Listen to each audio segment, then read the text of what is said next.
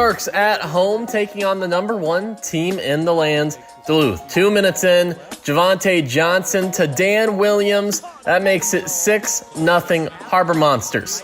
The Lunkers answer right back. Brandon Mackey to the outside for 6. They get the 2-point conversion. Ozarks signed a new quarterback, Tyler Kolka, and this is his first Arena League touchdown. He finds Matt Rush, who blows by his defender for the score. First quarter still. Johnson finds his running back, James Harden, along the wall. Duluth trails by just 1. Kolka, he's going to go do a play action to Rajay Johnson-Sanders, back from a 2-game absence. But again, Duluth would answer right back. Johnson finds Dan Williams wide open. The threat finished with 6 catches for 3 scores. 2 minutes to go in the first half. Ladarian McAllister gets a block and goes for 6. And after, for the celebration, he's going to reel in the fish. 25-20 Duluth leads.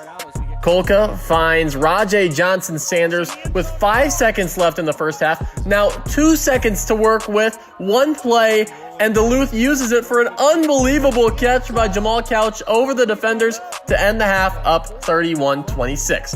We went back and forth the whole first half. That wouldn't be how the second half started. It was Brandon Mackey punching it in. He finished with 142 rushing yards and 4 touchdowns. Tyler Kolka finds Matt Rush again, makes it 44-31 Lunkers. Top of the fourth quarter. Guess who to guess who? It's Kolka to Rush for their 3rd touchdown connection of the night.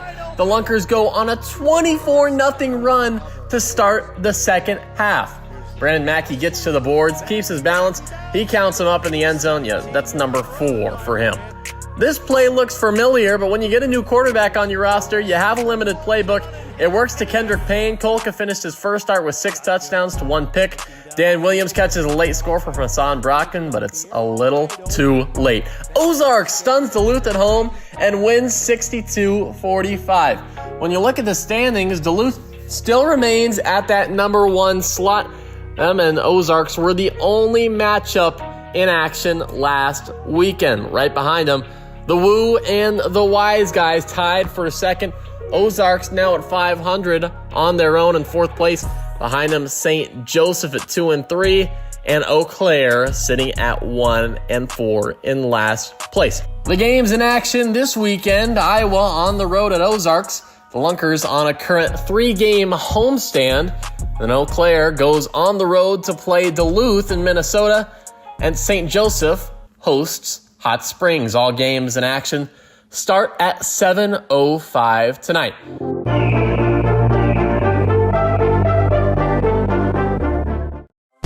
Welcome to the Arena League.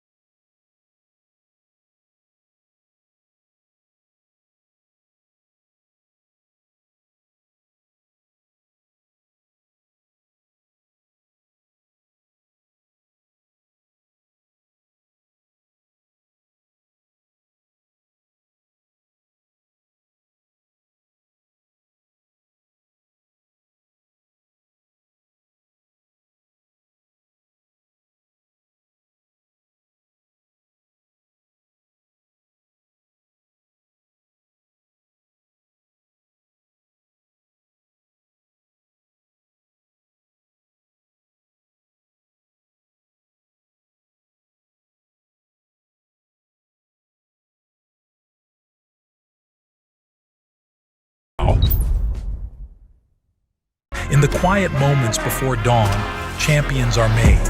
Every fan, every athlete, every moment counts. It's not just a game, it's a passion that unites us, drives us, and makes us strive for greatness. Greatness is wherever fans connect and call home. We believe in the power of the community. We believe in turning passion into action. We bring fans closer and transform loyalty into unforgettable experiences. Join us. Make every moment matter. Fan Club. Get your fans in the game. My mind is set, my grind is set, my heart on ice is cold. I'm only here to even a score. Whoa. My mind is set, my grind is set, my heart on ice cold. We down right now, but did it before. Whoa. See from here we going up. Made the call, I shown up. Now the game is sewn up. Say my name is blown up. We up, we up, we up, we up, we up, we up, we up, we up. See from here we go.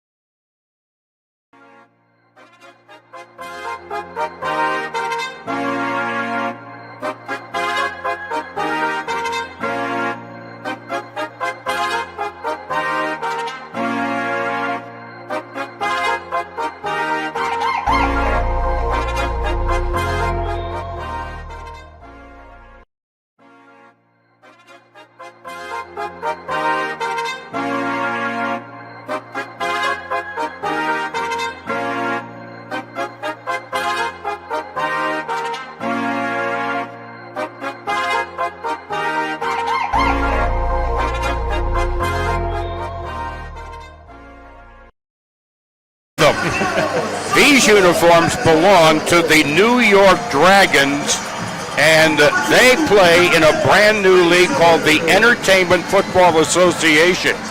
They're playing at the Nassau Coliseum. They're idle today. Nassau Coliseum, the longtime home of the New York Islanders of the National Hockey League. So you'll see the name Dragons across their chest.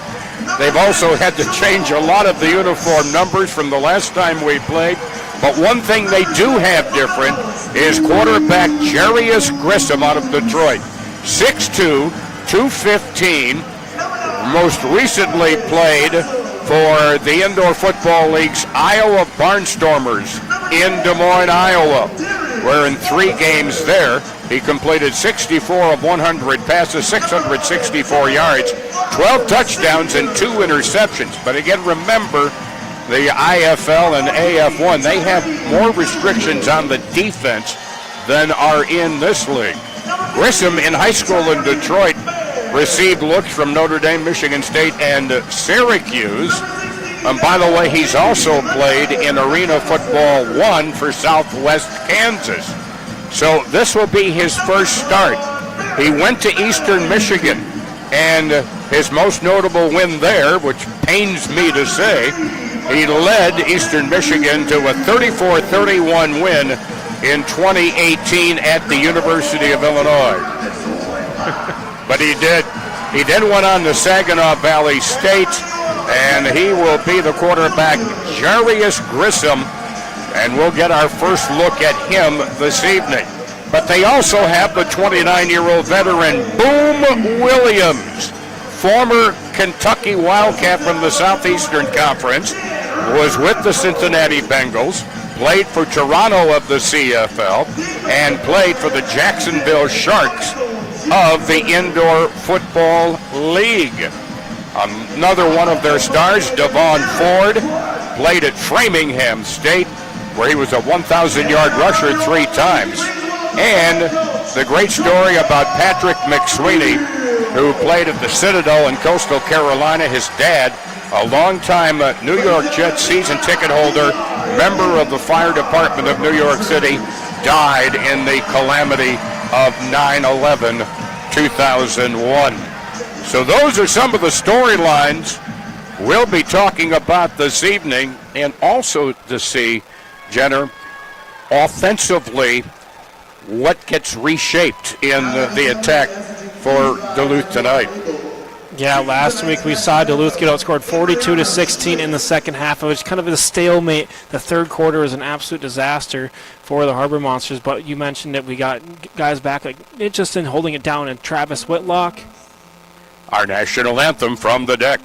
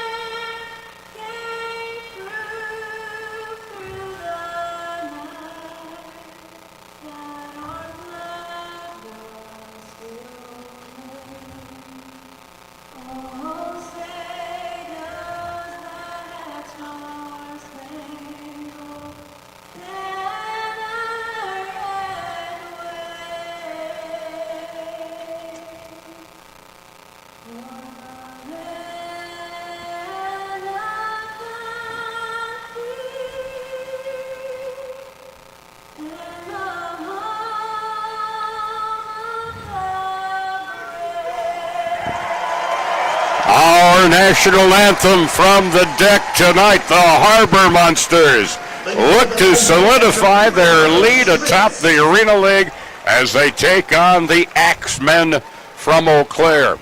Looking back, Jenner, in the notes from that game, again, it was a 7-point game to finish, but at one point, with 10 minutes to go in the third quarter, Harbor Monsters led 2-1, 32-16. But that's when Mo Strong, former Harbor Monster receiver, he started to assess himself. But again, he's no longer a part of the team. The quarterback at that time, Freeman, no longer part of the team, as they made some changes in their off week. Hey, Alvin Hines from UFC, who will be our guest at halftime. He's from Grand Rapids, Minnesota, and he competes out of Duluth. And he will do the coin toss as the captains meet at the 25-yard line. Deron Maxwell, along with Dan Williams, KJ Felder, and, of course, Javante Johnson. Among their captains include Stanley Boom Williams, Jacob Davies, along with Joe King, and also looks like Joel Shaw, one of their running backs. Referee Tyler Downs, headline judge Brett Huffendick, line judge Donald Bratton, back judge Kevin Hillman, and our sky judge up here at press row is Brent Kubis. That's our officiating crew here this evening at the deck. And Eau Claire, you are the visitors. You're going to choose heads or tails? Tails. Eau Claire chooses tails. Alvin is going to toss the coin and let it hit the ground. Thank you, sir. It is heads. Duluth, you've won the toss. What you have to choose to throw off or receive. No. Yeah. They're going to throw. Duluth has won the toss and elected to throw. Which end you want to receive? You want to from down here? Okay, let's flip around down here. Flip this way. All right. Eau Claire will receive in this end zone. Good luck tonight, gentlemen. All right, here we go. Harbor Monsters will put their defense on the field first. And I think that's a bit of a message after last week. Yeah, absolutely. We've seen it in the past. They like to defer if they have the option to, and I think that's a great message for this defense. You got to get back out there. We have some new guys on the lineup here, some fresh bodies. Hopefully you can have a better turnout than you did last week down in Ozark. Of course, you've got Duron Maxwell, has 33 and a half tackles this year, 1 interception. Dante Mason has a total of 30 tackles and 2 sacks. Those are 2 of your big keys defensively, but Darius Morrison will play defensively. He's got 5 sacks so far this season, along with Tyree Williams has 10 and a half tackles so far this year. So I guarantee you that defense is going to try to send a message to Eau Claire right off the bat here, as they will throw from left to right. Back to receive is Devon Ford. Has 29 returns. That leads the league for 475 yards. That also leads the league. The throw coming from Duron Sosa Maxwell. And he'll throw from left to right. Double check that. No, it is. It's Couch.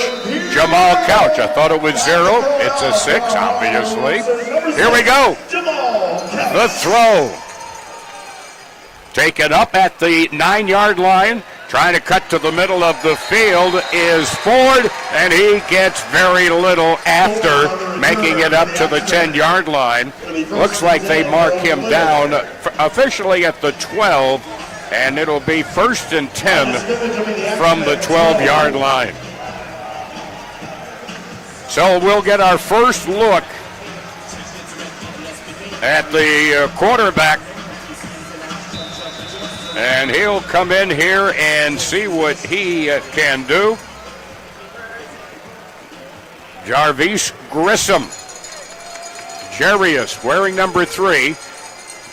Both men in motion. You can do that. Handoff on a sweep around to the far side. Patrick McSweeney, and he cannot turn the corner.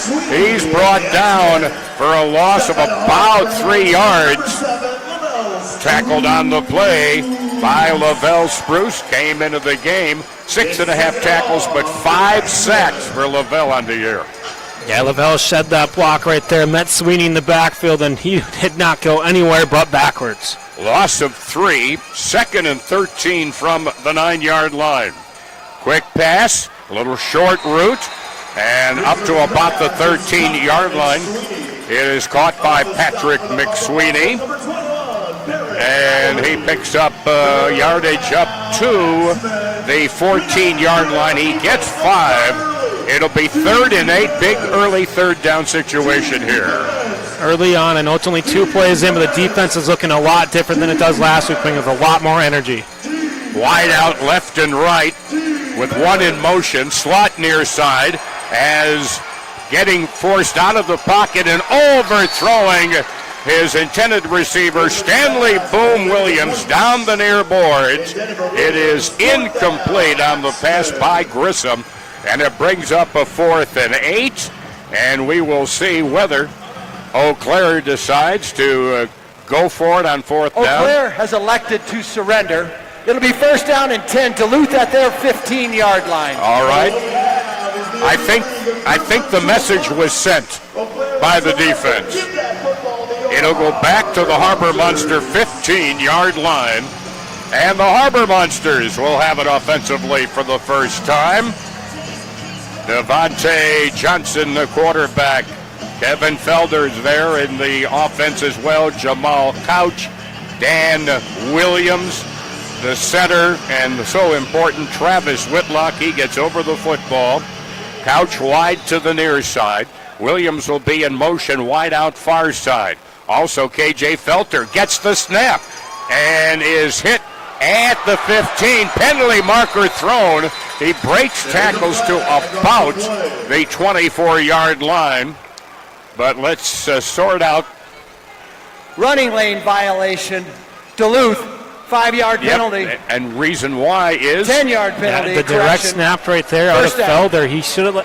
It was a perfect timing, but just too good of timing right there for KJ. He came across and took the snap right out of Javante's hands, even though Javante tried selling it to our head official there in Tyler Downs, but he was all over it. So it's all the way back to the 5-yard line. Correction, the foul is half the distance to the goal line. Okay. First down.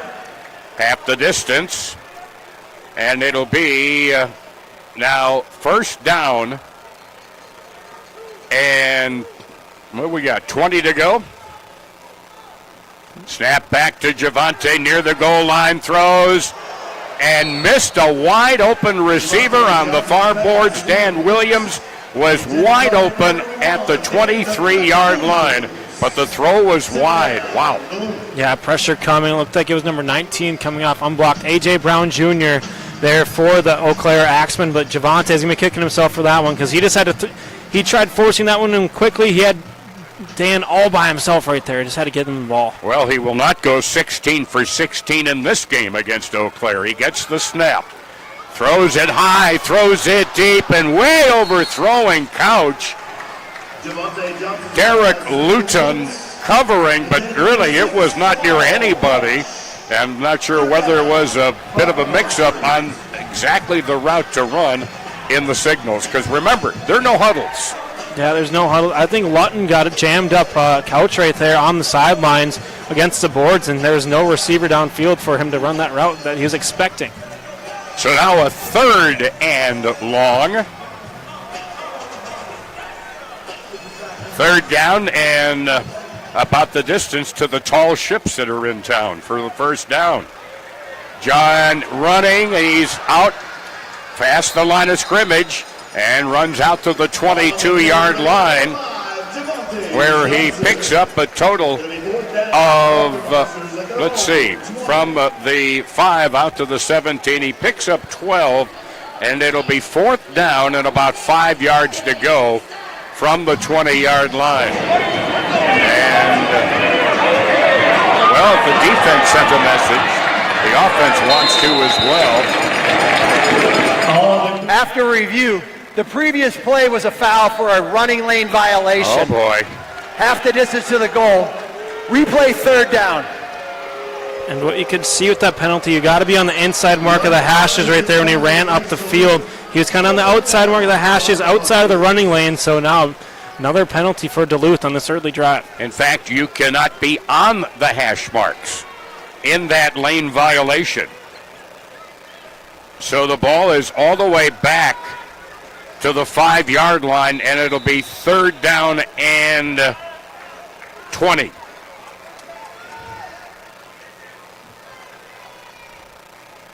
Now in the backfield, Darius Morrison. He lines up as a wingback. Man in motion, far side from the end zone. Javante's got time, throws, Couch makes the catch for a first down at the 20-yard line of Eau Claire. A huge 3rd down conversion as Couch takes it down to their 19-yard line.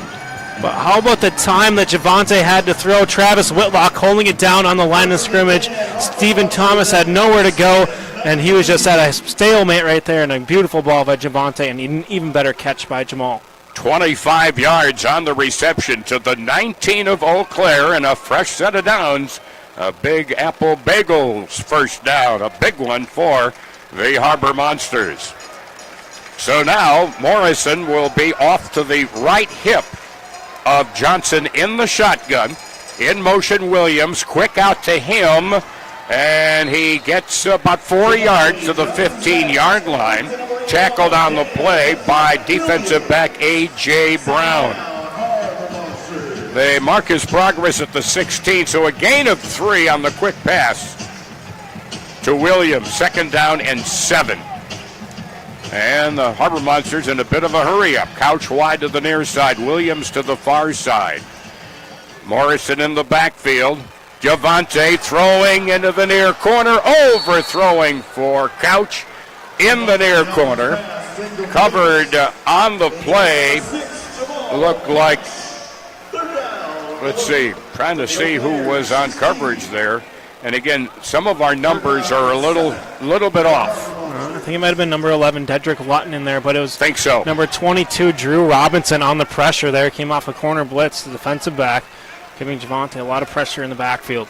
3rd and 7 from the 16-yard line. 8:49 to go, first quarter, nothing here at the deck.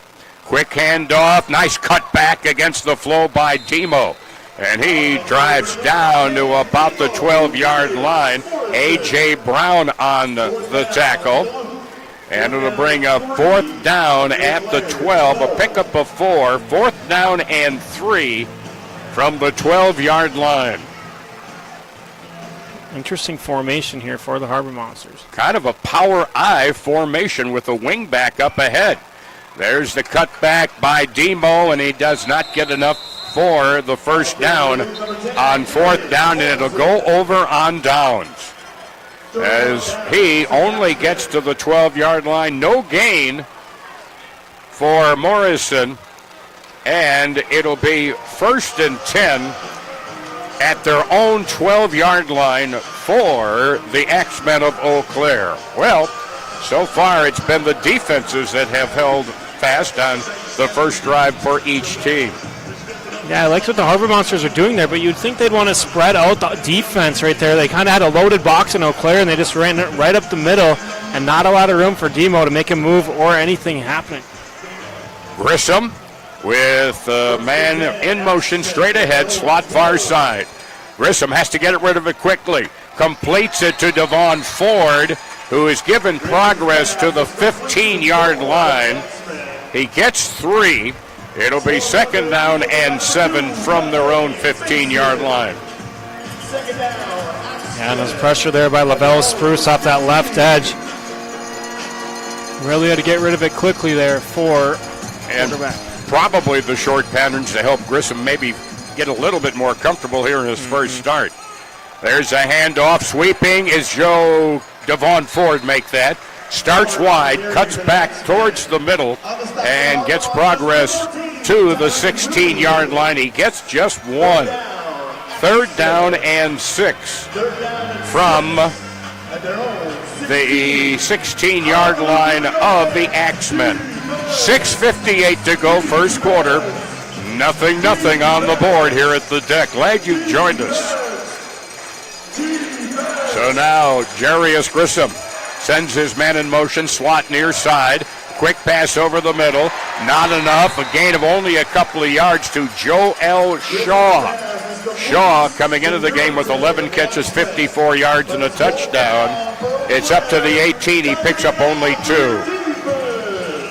Yeah, big 4th down coming up. Looks like they're just giving Lavelle Spruce a free go, and then they're going to drop, or they're going to swing over Dante Mason in that short coverage, and they've founded the zone a couple times here. Let's see what happens on 4th down. They're showing some blitz. Now a quick pitch to get him outside, and a first down, and then some. And getting bumped against the wall, but in Harbor Monster territory at the 23-yard line. It's enough for a first down. A 9-yard run they needed 4. 1st and 10 at the Harbor Monster 23. Yeah, and you could see Patrick McSweeney come back. Might be illegal in the NFL with the crackback block, but it's totally legal here in the Arena League. That really sprung that run free. 1st and 10 from the 23 in Duluth territory. And in trouble is Grissom. Gets rid of it. Coming up, trying to catch an underthrown pass far side. It is incomplete. Shaw trying to make the catch, far boards at the 18-yard line, bringing up 2nd and 10. That was a great job there by Grissom just to get rid of that football there. Wilkerson nearly came back to make the grab there, but good pressure by Tariq Mann and Lavelle Spruce once again. So it's now 2nd and 10 from the Duluth 23-yard line for Eau Claire. Now they have a running back back behind Grissom. He gets the pitch, and he throws. Completes it far side at about the 17, 18-yard line. Tackled on the play by Baron Malloy. There's a new name on the roster this week. Yeah, Malloy rocking number 21 for the Harbor Monsters. A couple guys out. You mentioned the Defensive Player of the Week last week, Ahmad Butler, not on the roster this week for the Harbor Monsters. And the one before that, prior Defensive Player of the Week, was Richie Murphy, not on the roster as well. So no revenge game for Richie tonight. 3rd and 5 from the 18-yard line of Duluth. Simmons has a running back off his left hip who gets the pitch. Sweeping near side is Ford. Ford is able to crack it all the way down inside the 10-yard line by the time he's tackled by Deron Sosa Maxwell, but it's enough for a first down. 1st and goal from the 9. He picks up 9 there. Yeah, Eau Claire's been really effective with the ground game so far, but it's been McSweeney with the blowing blocks that set up the run. Well, they're quickly getting that ball outside the running lane to a running back. There's a quick short pass while he was being tackled, bringing it down the near boards. Patrick McSweeney, who is brought down at about the 6-yard line. He picks up 3. It'll be 3rd down and goal from the 6. Yeah, the pressure is no problem right now for the Harbor Monsters. Just covering these short routes and rallying the football right now is what they've struggled with it just a little bit. So far, their passing game has been basically short routes. Now Grissom has a man in motion to the near side. That's Deshaun Williams, but the handoff goes. Cutting up in the middle is Joel Shaw, who is stopped at about the 4-yard line. On the tackle, Dante Mason. They mark the ball at the 4. 4th and goal from the 4-yard line. 4th down. Correction, 3rd. Yep, there we go. As Grissom's in trouble, he shovels a pass up ahead to McSweeney. McSweeney wants to lateral it. He does, but he laterals it backwards, losing some yards on the play as he laterals to Marcello Holguin. Yeah, I don't think the center's the guy you want to lateral it to. They lost a couple of yards on the lateral, but they went backwards from the start on that play. But it was just a pressure in the backfield again. That time, meeting him in the backfield was Marcus Sessoms getting on the defensive side of the ball, and then Lavelle Spruce once again. A loss of 6. 4th and goal from the 10-yard line. Nothing. Under 2 minutes now for the opening quarter. Quick pitch far side to Ford. Ford brought down outside the 5-yard line by Maxwell. Also in there on the tackle was Michael Austin Fields. And it'll go over on downs. Harbor Monsters will get it in their own territory at their own 6-yard line, 1st and 10. So the defense is tough again, bending but not breaking down inside their 10-yard line. Yeah, it's been a defensive battle right now between these two teams. But the Harbor Monsters, they forced a surrender on the opening drive and then a turnover on downs there. Great start for the defense, making a statement. Flowers is in the backfield, in motion, slot near side. Javante, quick pass, short route, far side, caught at about the 8 and brought out by McAllister to the 12-yard line. He picks up 6 on the catch, bringing up a 2nd down and 4. The Mac attack is there. Yeah, Eau Claire brought the house right there. Javante did a great job of getting rid of it quickly and plus yardage here on 1st down. A nice pickup of about 7 yards. So wide out near side, man in motion. That is Williams as Javante throws it up ahead. Catch made by McAllister. He's all the way down inside the 10, down to about the 5-yard line of the Axemen. Tackled by defensive back Joe King. And there's a great move there by McAllister. It's going to be brought back for a hold. They got Dan Williams, Shaq Currington. He was trying to make the tackle, and Williams threw him straight to the ground. He had a handful of cloth. You can see right here on the replays. He goes straight down but a great catch and run there by McAllister. Number 81. Oh, that's a 10-yard penalty from the that spot of the stings foul. because Second down. that one had put the Harbor Monsters, it looked like, in prime red zone position at the other end. But now it is marched back to the 11-yard line, and it'll be second down and about 6. Whitlock on the snap. Javante rolls to the far side, loads it, throws, almost intercepted. Williams, I think, was the intended receiver, just down to the left a bit at the hash mark at the 21. The pass sailed over his head, was nearly picked off, and Williams looks back as if to say, was that intended for me? Yeah, if Williams was maybe 10 feet taller, he would have came down with that one, but Joe King's going to be kicking himself for that one. He should have had an interception right there. Looks like that one slipped out of the hand of Johnson. Now they snap back to Javante. Loads it, throws it deep for KJ. A jump ball. KJ's got it in the end zone. Touchdown! Touchdown, Harbor Monsters! Touchdown, Kevin Felder! And the Harbor Monsters are on the board. And Johnson made up for that one. You can see Jarvay Flowers went up and got that football into the end zone. Both cheeks are down, and that's good for 6.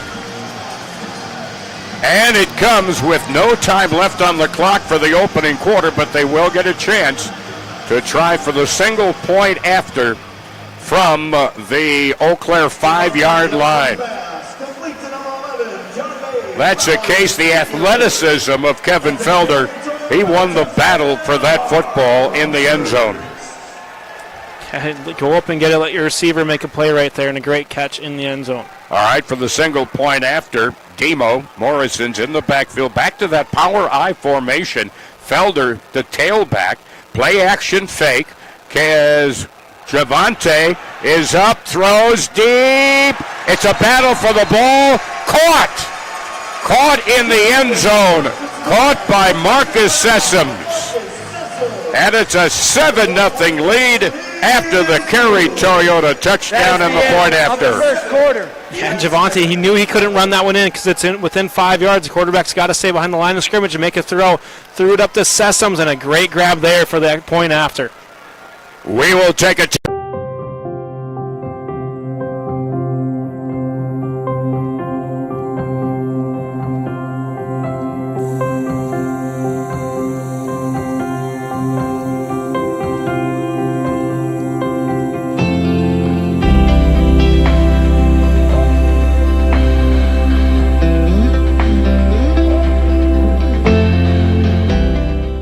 There's plenty of room for your whole crew at Boulder Tap House. We've got big screens everywhere, so you won't miss a minute of the game. You're gonna love our beastly Bloody Marys, massive cheese curds, and bodacious burgers, like the incredible Boulder Tap Epic Burger. Top it all off with our wonderfully crisp, icy cold craft beer. Go ahead and duck out of work a little early and relax on our patio while you and your besties enjoy your choice of weekday lunch specials. Exclusively available at Boulder Tap House. Welcome to Legacy Cannabis, your local experts for all your cannabis needs.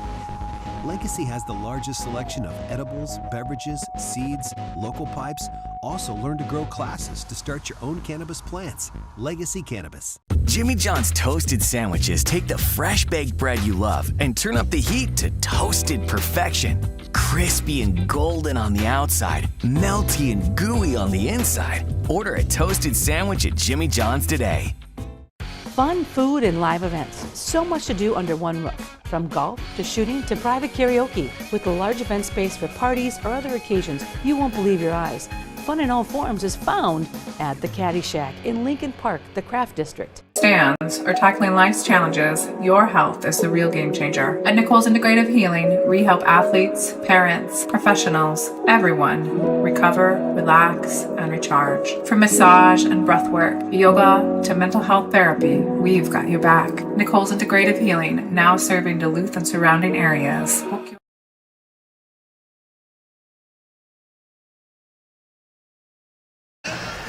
And the Harbor Monsters grab the lead on the last play of the opening quarter as they go 44 yards in 4 plays, and most of that came on a 39-yard reception by Kevin Felder, and then Sessoms fought and got that single point after in some traffic in the end zone, but the big play comes through for the Harbor Monsters. Yeah, absolutely. I mean, there was a big play by McAllister. They got back by a holding penalty, but they needed it on a 3rd down and long. They went deep, and they found their man after a big-time dropped interception by Joe King when he was all by himself the play before. The Harbor Monsters strike first with a 7-0 lead as the first quarter expired. So now 7-0 Harbor Monsters, and the throw-off by Jamal Couch. And he'll be throwing it from our right to left. And he lets it fly. Caught at the 5, to the 10, to the 15, to the near side. Ford corralled at about the 13 and brought down there by Jamal Couch, along with Darius Morrison and Baron Malloy. Yeah, one thing Javon Ford had to be careful with. It looked like he was almost going to go to lateral that football at the last second, but decided to keep it tight. Very fortunate there. He kept that football between his 2 hands. That's some of the things, some of the offense you will see in arena football you don't see in conventional football. Laterals, simple plays like that. And now here is the snap back to Grissom. Grissom under pressure. Dumps off a quick one to the 20-yard line to Deshaun Williams, tackled by Dante Mason for a pickup of 4. That's those quick routes over the middle right there. They're bringing pressure, but you just got to drop somebody off in the middle of the field because right now Grissom's just dumping it over the middle and finding his receivers downfield. Marcelo Holguin over the football for the Axemen. Running back to the right side, who gets that pass and is hit immediately. Tackled. Coming up on the tackle, Tyree Williams, who brought down Boom Williams, and Boom went boom right after he caught the football. Yeah, the Williams rocking the blue and yellow won that battle right there for the Harbor Monsters. A big loss on 2nd down, backs them up for a 3rd down, and about medium now for the Axemen. So now it's 3rd down and 7. Early in the 2nd quarter, 7-0 Duluth. In circular motion around the near side is Williams, and the pass goes through his arms on the near boards just across midfield into Duluth territory, covered on the play by Baron Malloy. And you know it's nice when you hear a newcomer's name mentioned a lot early, and as Baron's name has been made, Baron Mallory so far in this game. Yeah, he's certainly had his presence felt so far in this game. But a big 4th down, Axemen not electing to surrender the football. Could be a good opportunity here for the Harbor Monsters, give their offense a good field position. They've already surrendered it once. And a play action fake by the quarterback. Throws, completes it, wide open. The catch at midfield by Vincent Wilkerson. And he takes it to Harbor Monster territory. And we've got an injured Harbor Monster. Tyree Williams is slow, and we have an injury timeout that's brought to you by Orthopedic Associates. And it will be a 1st down on the completion. And they will spot the ball at the Harbor Monster 16. A 16-yard gain. I tell you what, parking has been at a premium, and there's so much going on down at the lakefront here in Duluth. The big ships are here. Yes, that's always a great attraction. You've got a big dog show event going on here, and maybe the best is last, some professional diving. They're diving from the top of that. It's insane, and you cannot forget about the world's biggest rubber duck is here in Duluth as well. That's right. They got that thing down in Canal Park just outside of the deck here, so maybe you can swing in at halftime. Check that out if you're at the deck, or come on down. Only if Rick Dees were here to sing Rubber Ducky for him in person. That's a big hit that Rick had when he was a disc jockey in Memphis many years ago. But that's what's been happening down here. Big event last week as well. Things are happening down here in downtown Duluth. Not just the Harbor Monsters, but certainly a big thing in bringing a lot of people down to the Canal Port area. And they continue to work on Tyree Williams. Now, folks, don't forget, you want to be a fan, not just a fan, but the fan. Go to Fan Club, FANCLB. You've got the app. I've got the app. Yeah, absolutely. They track how many times you're active on the app. They show a leaderboard, too. You have a chance to win some prizes. I don't know if we have a giveaway going on this week, but last time the Harbor Monsters were at home, we had a Fan Club giveaway, and the winner was announced at halftime. And also what you can do with that, you can get the latest stats. I mean, the stats from last week, as really unpleasant as they were on Fan Club very quickly after the game last Saturday in Springfield.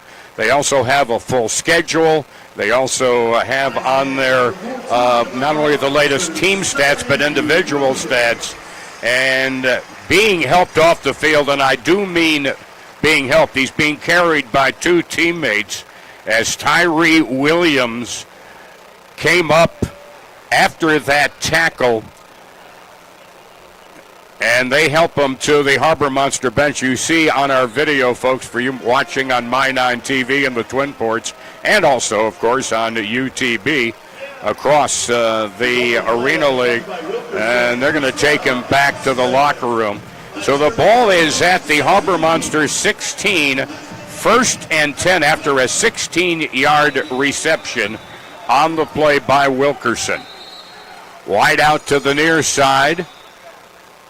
Quarterback Jarius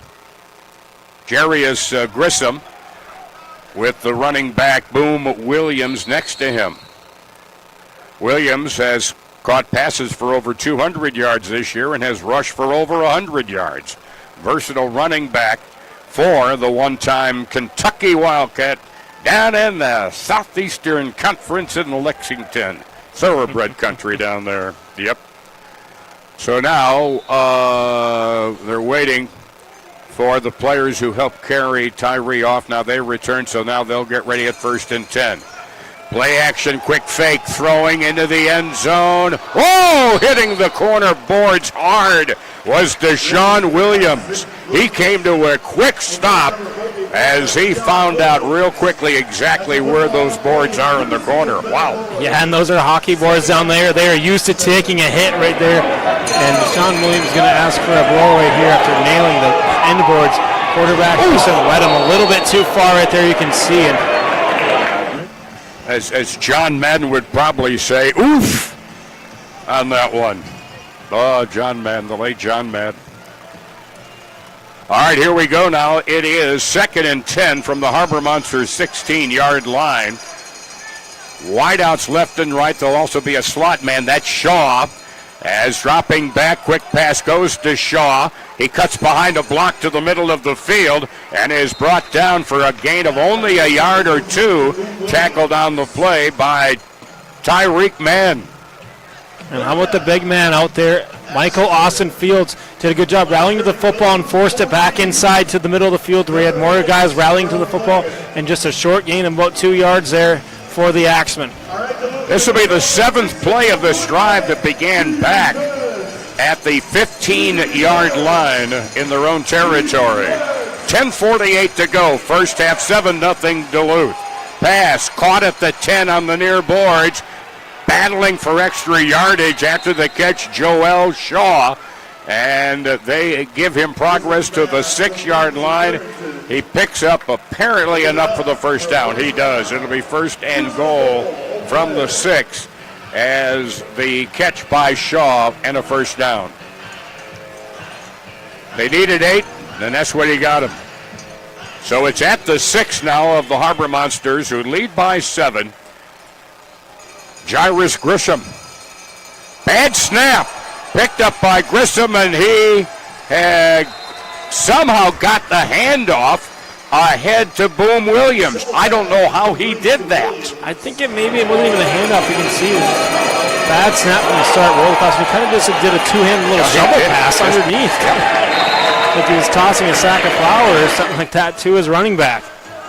Normally in Duluth, come winter, a snow shovel is used a lot. That one was certainly not. It'll be 2nd and goal now as they lose a yard to the 7. 2nd down and goal. 9.5 minutes to go first half.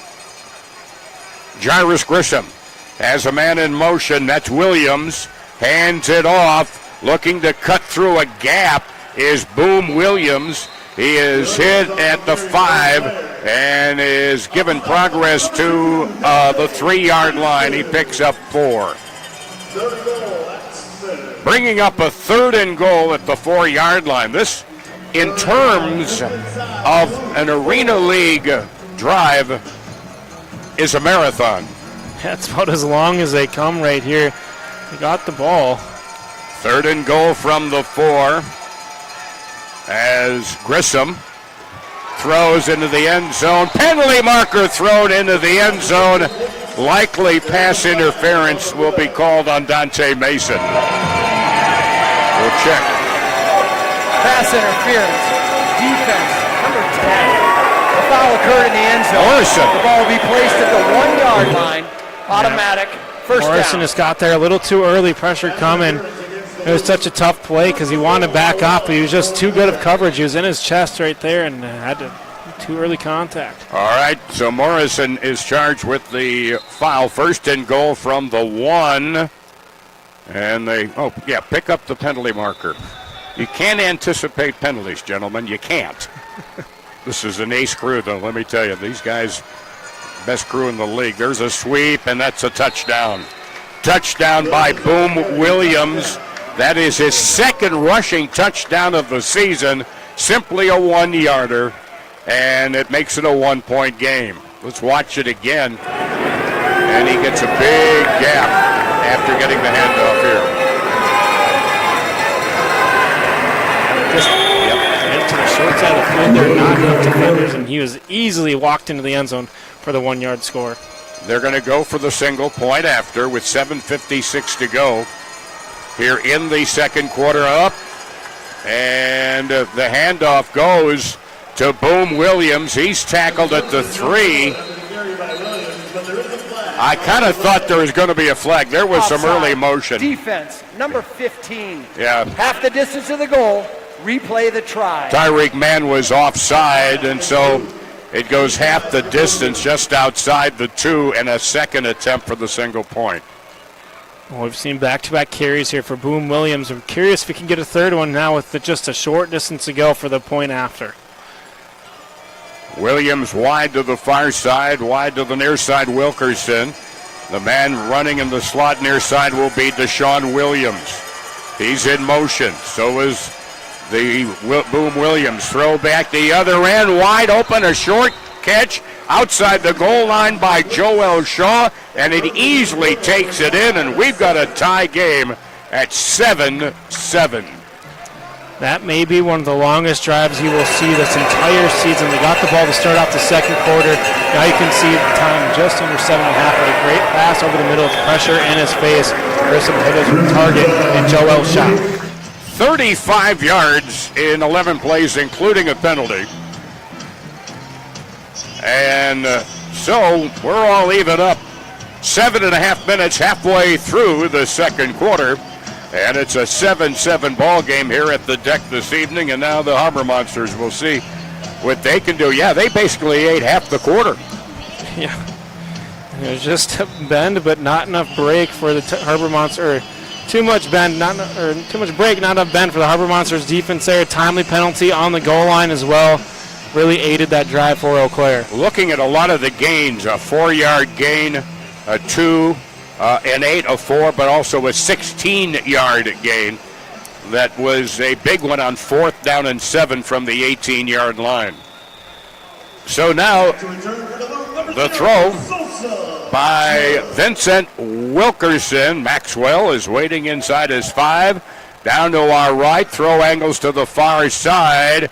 Bounces over the wall, and so that will come out at the 5-yard line. It's basically a touchback. We have a touchback. The ball will be placed at the 5-yard line. First down, Duluth. Yeah, you had it there, Tom. The ball bouncing into the end zone out of bounds. Very close, a yard earlier if it would have gone out of bounds. And then it would have been the ball at midfield for the Harbor Monsters because it had been a throwing violation, but an absolute dime of a throw-off right there. Or if it just sails straight out of bounds is also a midfield spot. 1st and 10 from their own 5-yard line. Javante just inside the goal line, gets the snap. Quick fake of a handoff. Throws complete far side to KJ Felder, who picks up about 3 yards to about the 8-yard line. Yeah, good tackle there by Jacob Davies. Very elusive ball carrier in KJ Felder. I think the biggest thing for him is the the yards after catch for Felder, and that time he was really bottled up. 6.5 minutes to go, 2nd down and 7 now. Monsters at their 8, down below to our right. Just outside the goal line now is Javante Johnson. He gets the snap, drops just in across the goal line, now runs straight ahead. He's got room, and he's past the line of scrimmage, and he has an apparent first down at the 15-yard line. He picks up 8 as they spot it at the 15. Officially 7. 1st and 10. It is enough for a first down, Duluth. As he gets 7 on the run. Javante does not run a lot. No, he does not. But he certainly had a lot of room to do it there. 1st and 10 now at their own 15-yard line. Circular motion. Williams around to the near side. Javante steps up in the pocket, and he runs, gets past the goal line, and he picks up 5 there. And he's going to say, I'm going to take what you give me. Yeah, and take what the defense gives you. I like the play there by Johnson, though. He had Couch and Williams going downfield one-on-one. They're both covered tightly. Take what the defense gives you, take the free 5 yards, and take this nice little business decision and take the slide. 2nd down and 6 from the 19-yard line. Harbor Monsters in their own territory, just over 5 minutes remaining. We're tied 7-7. There's a sweep on the handoff on the near side. Jarve Flowers as he brings it up and is brought down at about the 23-yard line. A.J. Brown among those on the tackle. Joe King was there as well for Eau Claire. They pick up 3, and it'll be now 3rd down and about 3 from the 19-yard line. Man in motion, goes slot far side. Quick pass over the middle, tackled at midfield after making the catch. McAllister, tackled by Jacob Davies, who is tied for 6th in the league this year with 31 tackles. It's enough for the first down. Mac attack. Yeah, and kind of giving Eau Claire a taste of their own medicine right there. They sneak out McAllister, short little dump pass over the middle, and enough for the first down. So he gets the first down on the 3-yard reception. And a fresh set of downs. In motion, KJ near side. Pass, Williams breaks a tackle at the 20. Down to the 10, to the middle of the field, where he's hit and brought down on the play by Derek Luton. But it'll be 1st and goal, I believe, from the 10-yard line. Yeah, the bullet pass out to Williams. You could see he broke the first tackle in Shaq Currington, and he hustled across the middle of the field and picked up the extra yardage. You can see the NFL talent on display there by Williams. A 15-yard reception to the 10, 1st and goal. Only man in the backfield is Johnson. Quick pass incomplete. Well, it was behind KJ, and it was also a little ahead of Dan Williams. They were both on the near side. KJ in the slot. Williams was the wideout. 2nd and goal. Yeah, I'm not sure who that was intended for. It looked like Williams tried coming back for the football. Felder never even got his head around for it until it hit the turf. From the 10-yard line of the Axemen of Eau Claire.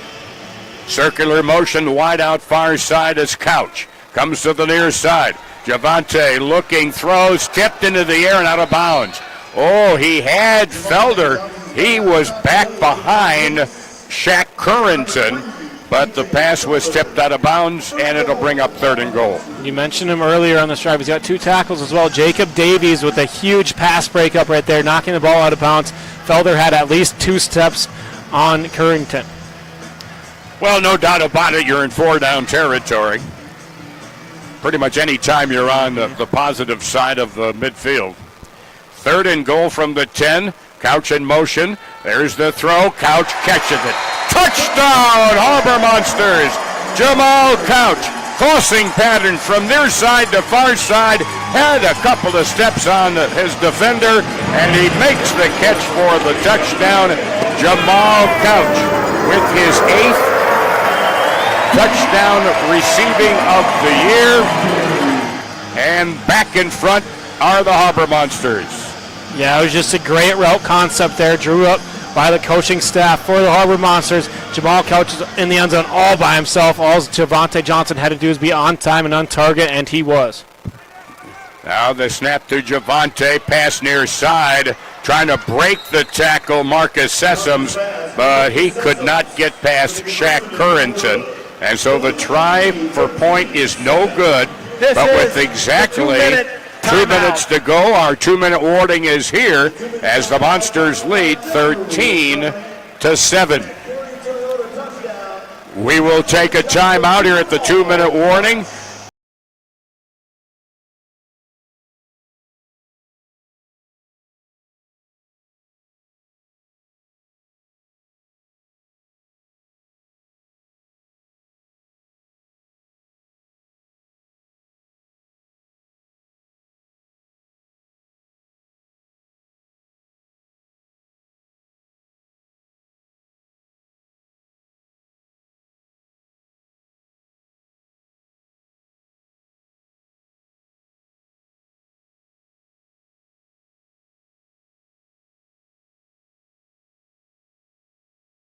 Applebee's All You Can Eat is back, featuring the chicken tenders you've always loved, plus double crunch shrimp and riblets, all served unlimited for just $15.99, only at Applebee's.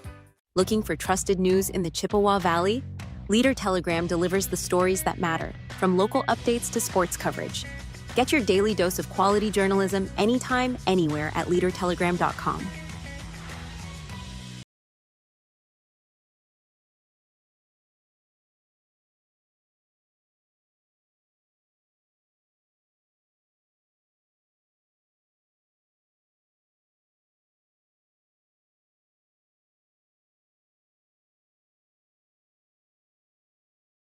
From signs and brochures to vehicle decals and everything in between, we bring your vision to life with fast turnarounds, expert service, and seriously, cool results. Call us today at 218-727-2817 or visit our website at sheldonduluth.com. Welcome to Club One Under, the Twin Ports' premier destination for a fresh take on your neighborhood sports bar fused with...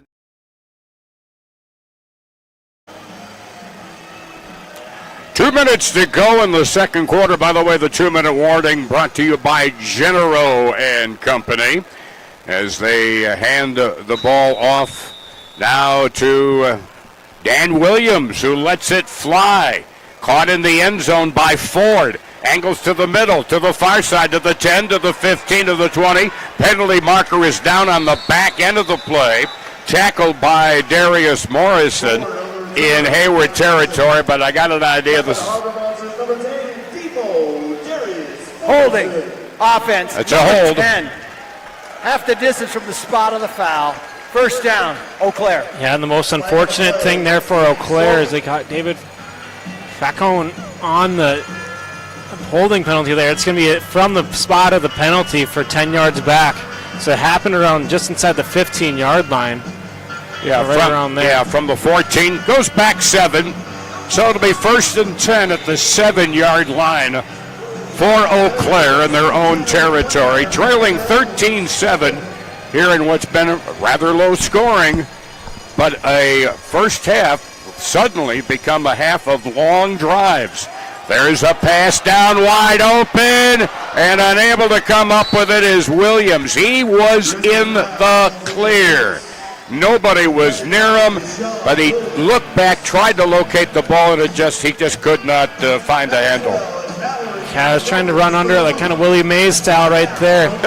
Couldn't get enough air underneath the football right there as Jarius Grissom. It's a the Harbor Monsters, Baird Malloy was really tracking for that football, ended up catching up to Williams, but a big miss shot right there for the Axemen. However, it was not Vic Wirtz who threw the pass. We just want to double check that. Snap back now. Quick pass, far side, complete to Boom Williams. Hit at the 10, drives to about the 12. Tackled by Jarvey Flowers on the play. Up to the 12, a pickup of 5, bringing up a 3rd and 5. Hey, coming up at halftime, we'll visit with UFC mixed martial arts artist Alvin Hines. 3rd down and 5 at their own 12 now. They send a man in motion. Wilkerson in trouble, but they get the pass off and it's dropped. The pass, the pressure by Spruce. The pass dropped by Joel Shaw. Yeah, I think Joel Shaw heard footsteps coming. A lot of Harbor Monsters are rallying the football right there. Dante Mason was one of them, and they had a free shot at Shaw, and I think he maybe just let that one hit the turf on purpose, potentially. I smell a surrender. I think so too, with just over a minute to go in this first half. Or maybe not. It's 4th and 5 at their own 12 with 1:05 to go, first half. Big play here. Harbor Monsters will receive the opening kickoff, start the second half. Slot man in motion, near side. Grissom drops back, gets the pass, intercepted and dropped. Oh, baby. It would have been a pick 6 for Michael Austin Fields. He had his hands on it, but he had his eyes on the end zone perhaps before he got that grasp on the football. But it's broken up, and the Harbor Monsters will take it over at the Eau Claire 12-yard line with time to go. Yeah. You can see the big fella. He did a great job like any screen pass. Just drop back as soon as you can feel that coming. And there's good pressure in the backfield. And the Axemen have been doing it all game long, trying to just hit the little dink and dime downfield. But Michael Austin Fields with a near pick 6 right there. But great field position to start off for the Harbor Monsters here with just under a minute to go. Yep, at the 12 for the Axemen, who trailed 13-7. Harbor Monsters getting out over the football, Travis Whitlock. Dan Williams lines up in that power I formation. The running back is Demo, Darius Morrison. And they have a blocker now in motion. That's McAllister. Back to throw, lobbed and nearly caught going over the boards as the intended receiver goes over the boards and the defender. That was Couch going over the boards, and it looked like, yeah, that was Currington, the defender. They both went over the boards together. Now, with the clock under 2 minutes, the clock stops on the incomplete pass. 2nd and 10 now at the Eau Claire 12-yard line. They've got man in motion, far side. Williams. Pitch goes to Demo. Tried to cut back, but he is corralled. The first to get to him there is defensive back Drew Robinson. And they stop him for no gains, and Duluth takes the first of their 3 timeouts with 40 seconds to go in the quarter. Yeah, not a lot of success on the ground so far this week. It's same thing last week. The ground game was not really there, and they had their main running back in James Harden. Now it's Darius Morrison's turn to run the football, but now I think we're going to look to go back into the air here, but the Harbor Monsters have only gone backwards so far on 2 plays. Looked like when Demo got it, he had some open space around the far side, but he cut back right into the teeth of the defense.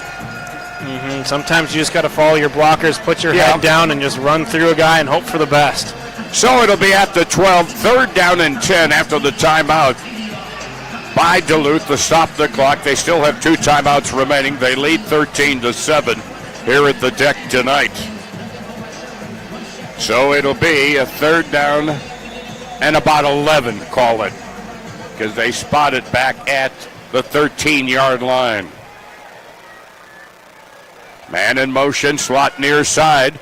Now rolling near side, Javante picked off at the goal line. Picked off by, I believe, Devon Ford. No, double check that. Shaq Currington picked it off at the goal line and returns it up to his own 8-yard line. It was a tough pass to make here for Javante Johnson. Put a little too much air underneath that. If you'd have just fired a blow pass into Williams, he would have had a catch there, but just too much loft underneath the football. Currenson was all over that one. Played the zone perfectly. Williams never even had a chance for that football. 6th interception on the season thrown by Javante. It's at their own 8-yard line. 30 seconds to go in the first half. It'll be 1st and 10 at the 8-yard line as Jairus Grissom, the quarterback, and they start the play clock. Correction on the interception. Currency on the interception throw. And timeout, Duluth. Their first of the half. Nope, it would be their second.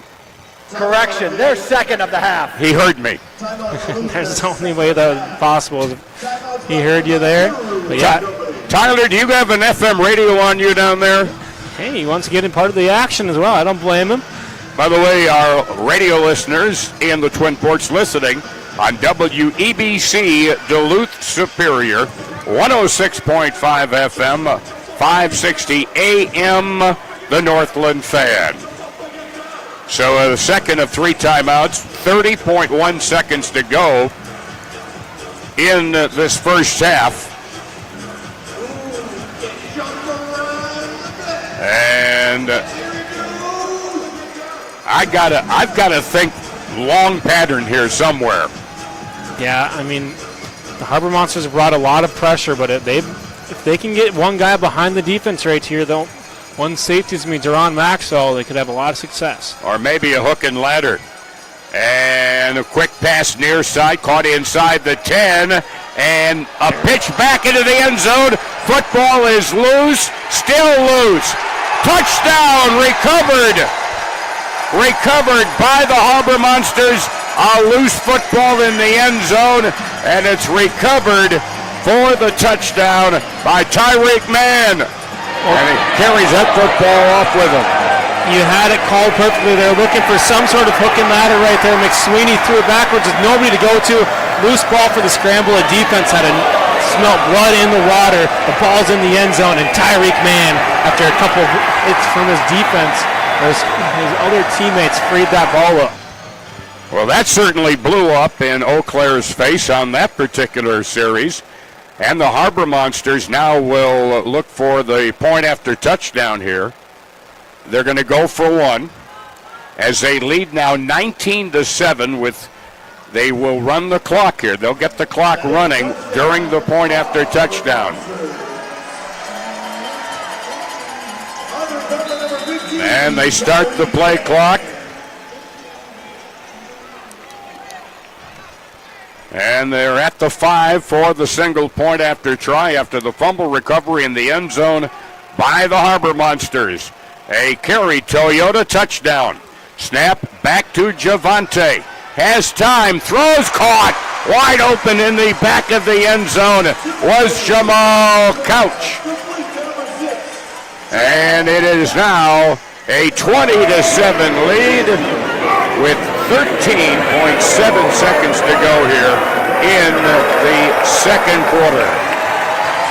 Yeah, he had Jamal Couch wide open right away up the seam. Had a little bit of time to let the play develop, though. He stepped up in the pocket, drew the defense up, and hit him right in the numbers there for the 1-point try. Well, that play works. Yeah. I mean, it looked like a bad play right there for the Harbor Monsters after turning over the football when you had a 1st and goal coming up, and then they get the fumble recovery in the end zone. That ball was the proverbial hot potato. Nobody could seem to come up with it. Finally, it was a man falling on it. I mean, like he just covered the ball with his body and made the recovery to get the touchdown in a 20-7 lead. Quite a turnaround in the last few seconds of this second quarter. Yeah, there's no need to scoop to score there. Just fall on it and get that football. Here is Williams with the throw, caught by Ford at the 2. Angles to the far side, outside the hash mark, to the far board, and he is pounded into the wall on a solid hit by Dante Mason. Oh, baby, he felt that one, and he is slow getting up, that being Devon Ford. Yeah, Dante Mason bringing the wood on that hit right there. As Ford's going to take a seat, and he's going to probably be taking a rest until the halftime break here. Probably 7 seconds remaining. Probably wondering if there's a church in the neighborhood because he was hearing bells. Sorry. 1st and 10 now from their own 12-yard line. We've been at this yard line a lot lately. From 3rd and 5 at the 12 for Eau Claire. And the Harbor Monsters took it over on downs. A play from the 12, a play from the 12. Then the interception. And now back at the 12, another fumbled snap. As Grissom throws it deep.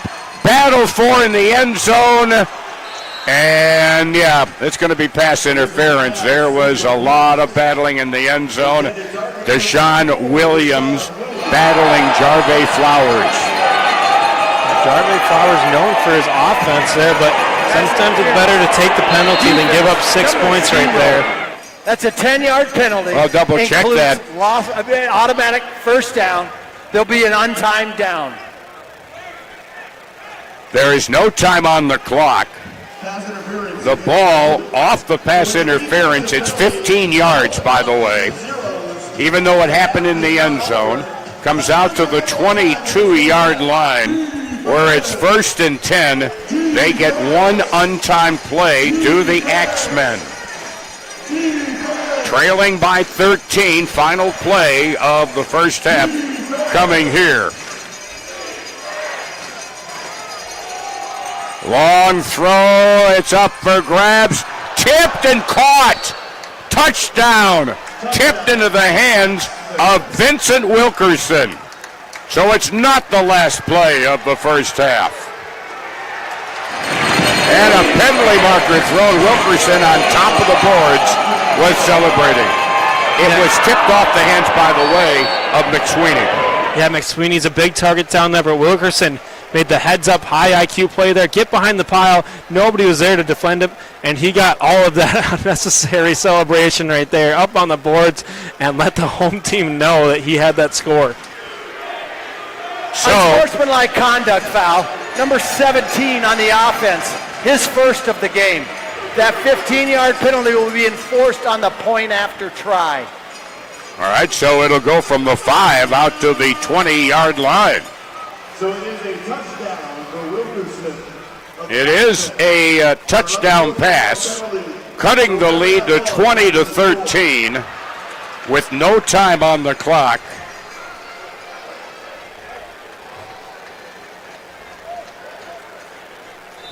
And yeah, it goes all the way back to the 25-yard line to try for the single point after. It'll be at midfield. Wilkerson circles in motion around to the near side. Sweeney back in trouble, and he is brought down. The ball comes loose, in and out of the hands. Boom Williams finally falls on it just ahead of Darius Morrison. So the point after no good. Of the first halftime, Harbor Monsters lead by 7, 20-13. Back with halftime after this.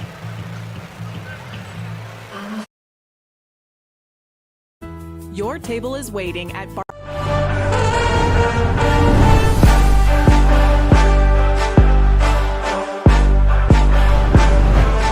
We don't take no L.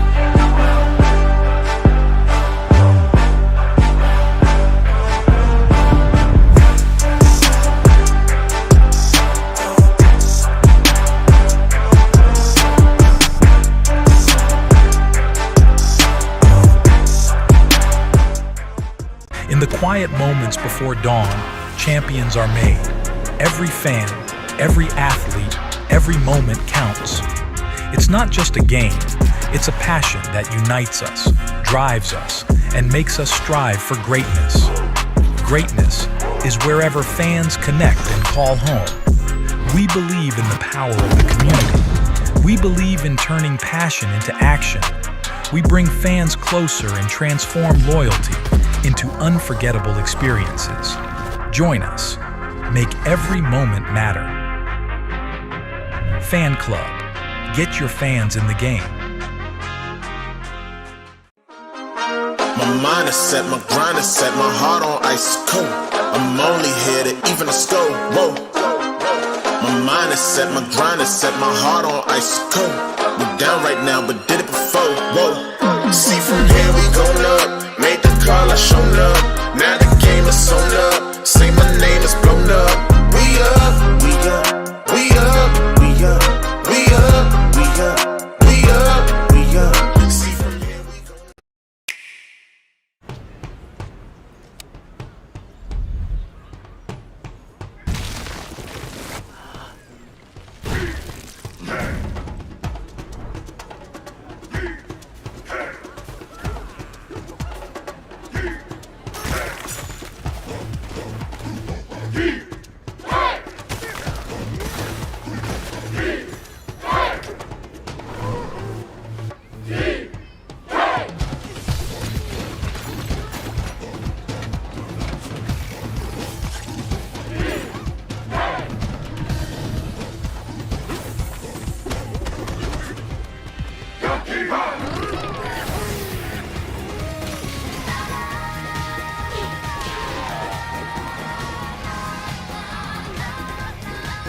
Unleash your inner Kong in Donkey Kong Bonanza. Rated everyone 10 and up. Only on Nintendo Switch 2. Jump Psychological Assessment in Progress. Subject 003. Jonathan J. Kabongo. 28. Tactical Fitness Trainer. Toronto, Ontario. Confirmed. What will follow is some simple word association. For example, I might say strength, and you might say rest.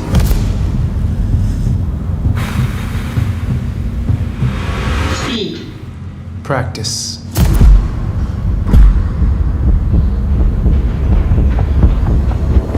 Defeat. Unbannable. Clever. Pressure. Peace. Greatness.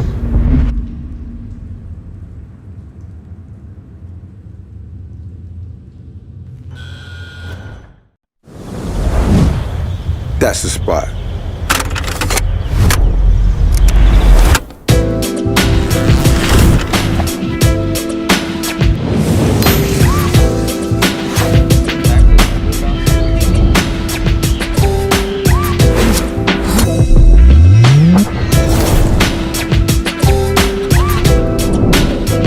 Hey, yo! A pizza for happy campers?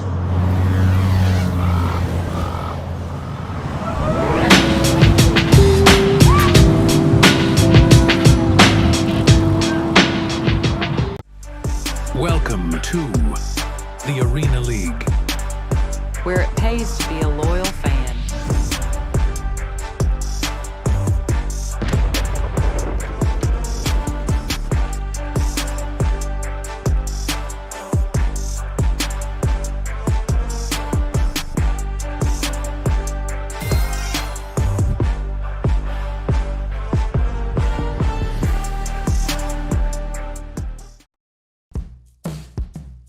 Summer's just around the corner.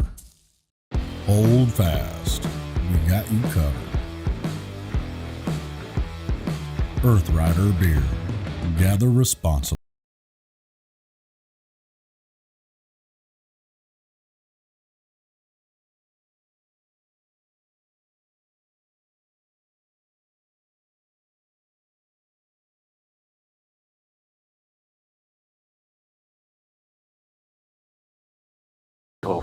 And I work at Eau Claire LASIK and I've been here for 25 years.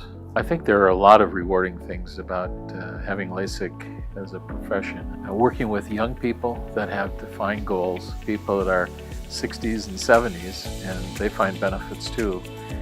But I think it's just the personal encounters, meeting new people, and seeing how their life continues from there.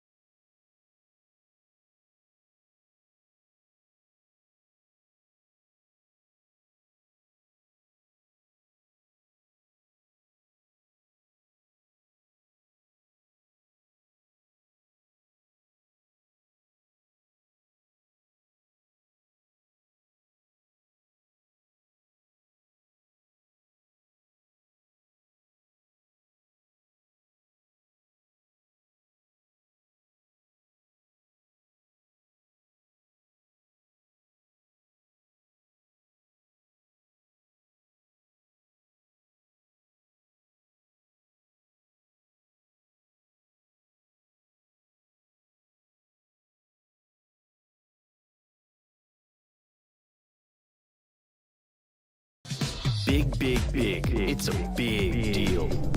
You get 1 medium hot or iced coffee and 2 delicious wake-up wraps. It's the biggest deal in breakfast. It's Dunkin's $5 meal deal. Hey Wisconsin, it's Nick and Garrett with Moonridge Brewing Company. At Moonridge, we're dedicated to quality, from our handcrafted beers and seltzers brewed on site to our homemade spent grain specialty pizzas with take and bake options available. We believe in more than just providing great beer and pizza. We aim to create a community where everyone feels welcome and valued. Moonridge Brewing Company is veteran owned and operated. We take pride in the values that shaped our journey, service, dedication, and making a positive impact. Learn more at moonridgebrewery.com. At Muldoon's Menswear, we take pride in providing quality suits that you can wear for every occasion. Browse our in-house selection of suits and choose from our wide array of accessories to complete any look.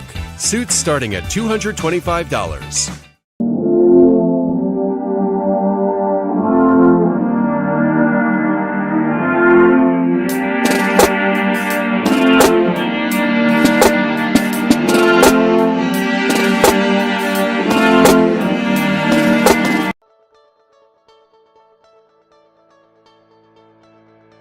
In the heart of Altoona, Wisconsin, Bonds Co-work plus Social Club has emerged as a revolutionary blend of a professional workspace and a vibrant nightlife hub. Founded with a vision of creating a unique environment where work meets leisure, Bonds offers an exclusive co-working space by day and transforms into a speakeasy-style social club by night. Since its inception, Bonds has not only provided an essential workspace for freelancers, entrepreneurs, and remote workers, but has also enriched the local social scene with its unique nightlife offerings. The club's dual functionality caters to the modern professional's desire for a seamless work-life balance, making Bonds a standout establishment in the Chippewa Valley.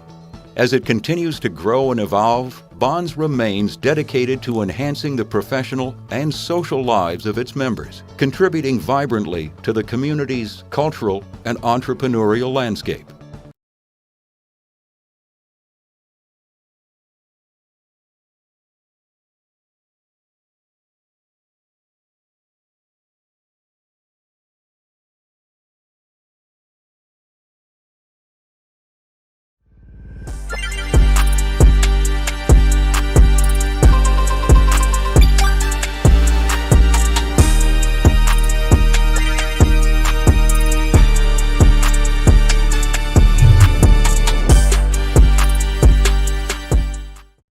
Keep it casual at 7 West Tap House with new and delicious features each and every month. Fresh, fantastic food, fast, with the absolute best rewards program around. Our rotating roster of hand-selected craft beers will keep you coming back for even more golden goodness. And nothing goes better with beer than our 7 West specialty burgers. It'll be your first time, every time, when you and your crew come back to 7 West Tap House. I am so thankful for Dr. Schnell at Orthopedic Associates. I'm just a few months post-ankle surgery. Now I am able to lightly jog and even run short distances all without pain. I never thought I would be able to do this again without consequence. I feel like I got my life back. I would recommend her to anyone dealing with foot pain.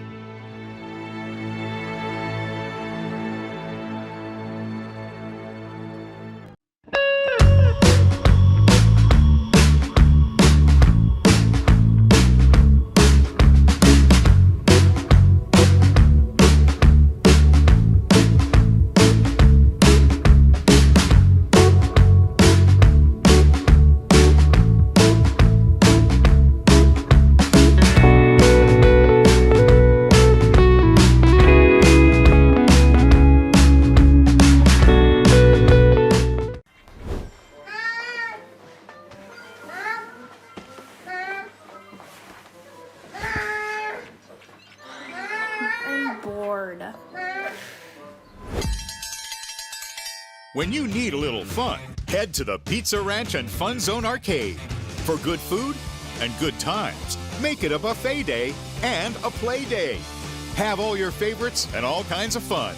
Make it a buffet day at the Pizza Ranch and Fun Zone Arcade. Welcome to Club One Under, the Twin Ports' premier destination for a fresh take on your neighborhood sports bar, fused with an exhilarating golf simulator experience. Powered by 5 full swing simulators, Club One Under can take you on a sport immersion adventure. From a premium golf experience to one of the many other activities, there's something for everyone. Looking to keep an edge on your golf buddies? Club One Under helps you keep that swing on par all year round. Club One Under has a full bar loaded with premium spirits, pizza, and additional food options within the Fitkers building. Book your simulator online today at club1under.com.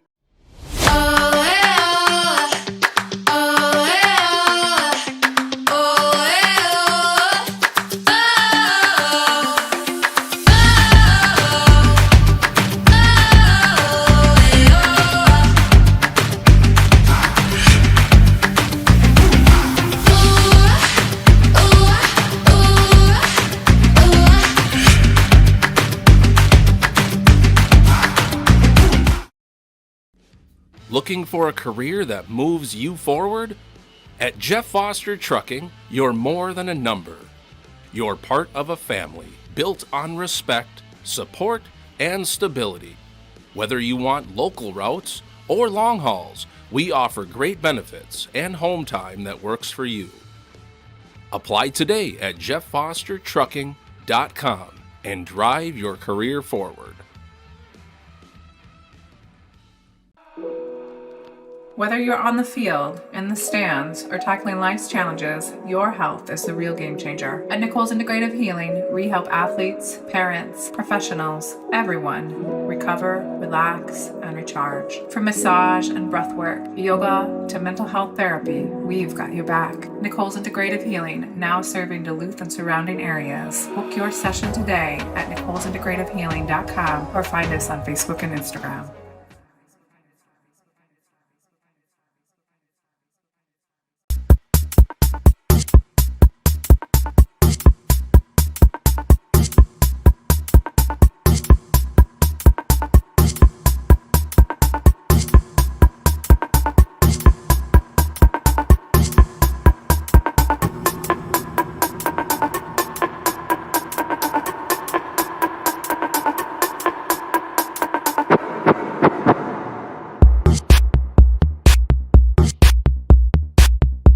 Here, getting ready to put on the accoutrements. There you go, baby. All righty. We've got Alvin here. Now, Alvin, we're going to get on camera here in just a little bit. You're from Grand Rapids, Minnesota, right? Yes, sir.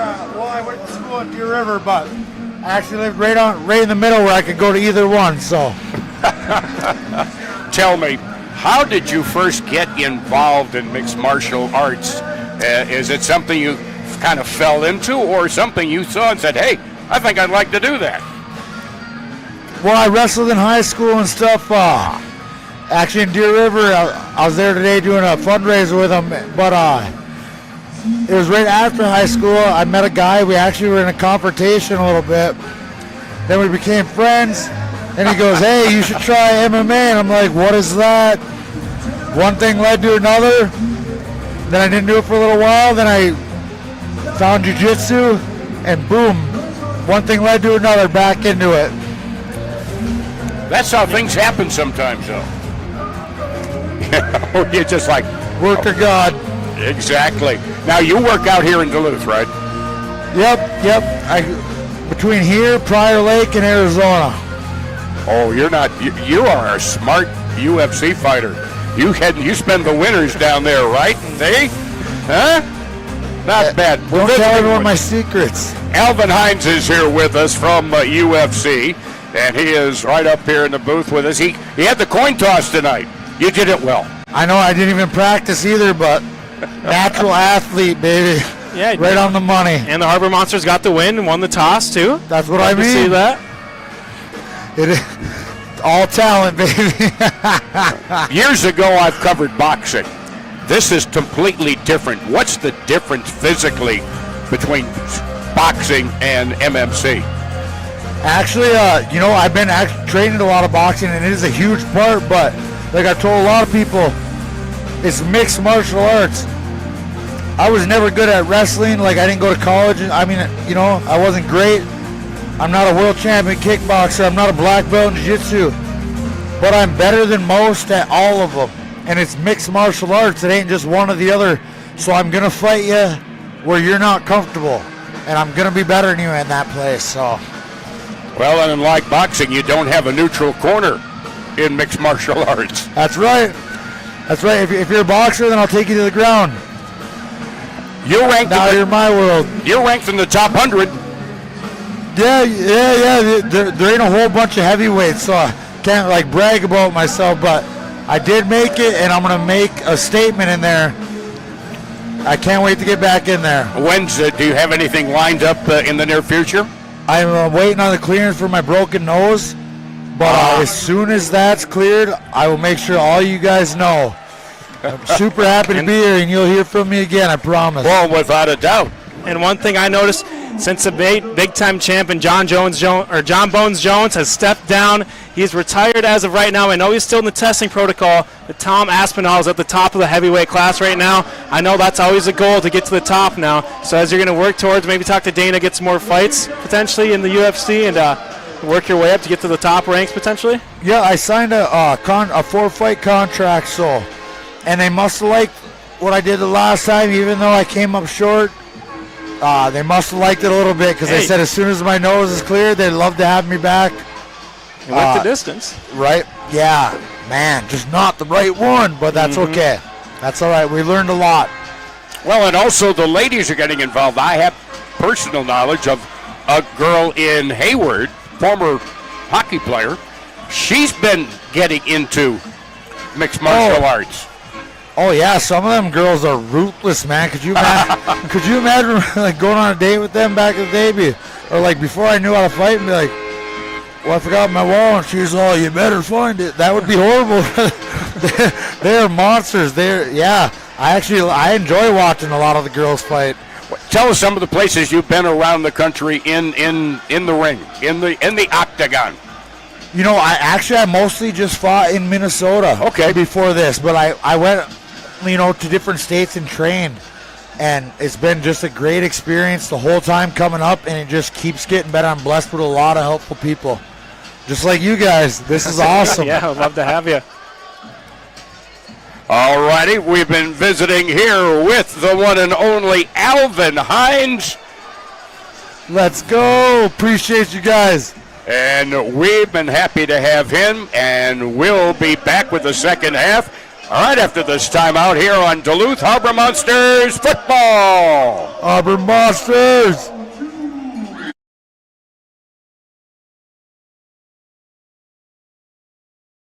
Stop by Duluth Pizza Ranch and Fun Zone Arcade by the mall.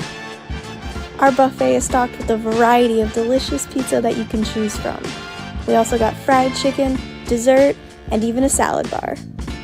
After some food and smiles, hit up our large arcade. Win some tickets that you can cash in or save for later. Pizza Ranch also offers fundraising opportunities for nonprofits, as well as catering for your events. Your journey to a healthier and more relaxed you starts with a new Setri Barrel sauna for your home or cabin. Handcrafted in northern Minnesota with locally sourced cedar wood, our 45 years of carpentry experience has raised the bar for sauna quality, so you enjoy meticulous craftsmanship, durability, and attention to details your family will appreciate. Models from 6x6 to 7x12. See the full lineup and learn more at setribarrelsaunas.com. Looking for a career that moves you forward? At Jeff Foster Trucking, you're more than a number. You're part of a family built on respect, support, and stability. Whether you want local routes or long hauls, we offer great benefits and home time that works for you. Apply today at jefffostertrucking.com and drive your career forward. Looking for a career that moves you forward? At Jeff Foster Trucking, you're more than a number. You're part of a family built on respect, support, and stability. Whether you want local routes or long hauls, we offer great benefits and home time that works for you. Apply today at jefffostertrucking.com and drive your career forward. Welcome back. We're about ready for the throw-off to start the third quarter, and the Harbor Monsters getting it down to our left. Here is the throw, and caught at the 4. Up the middle to the 10 to the 15. Oh, and being wrestled to the ground at the 20-yard line was Kevin Felder. Shaq Currington came and in reminiscent of the Spooner Rodeo that's going on this weekend, he bulldogged KJ down to the turf. Yeah, absolutely. We just got done talking to Elvin Hines, who's in the UFC. That looked like it was a move right to the WWE right there, kind of like a suplex tackle. I used to work wrestling at the International Amphitheater in Chicago back in the late 60s, early 70s. That's how it was, really before showtime. There's a handoff, Felder. Felder cannot break free from the tackle by Stephen Thomas. He brings him down, and it's a pickup of a yard to the 20-yard line, 2nd down and 9. This is, they talk about the first plays of the third quarter. This is huge for, especially the way that second quarter ended.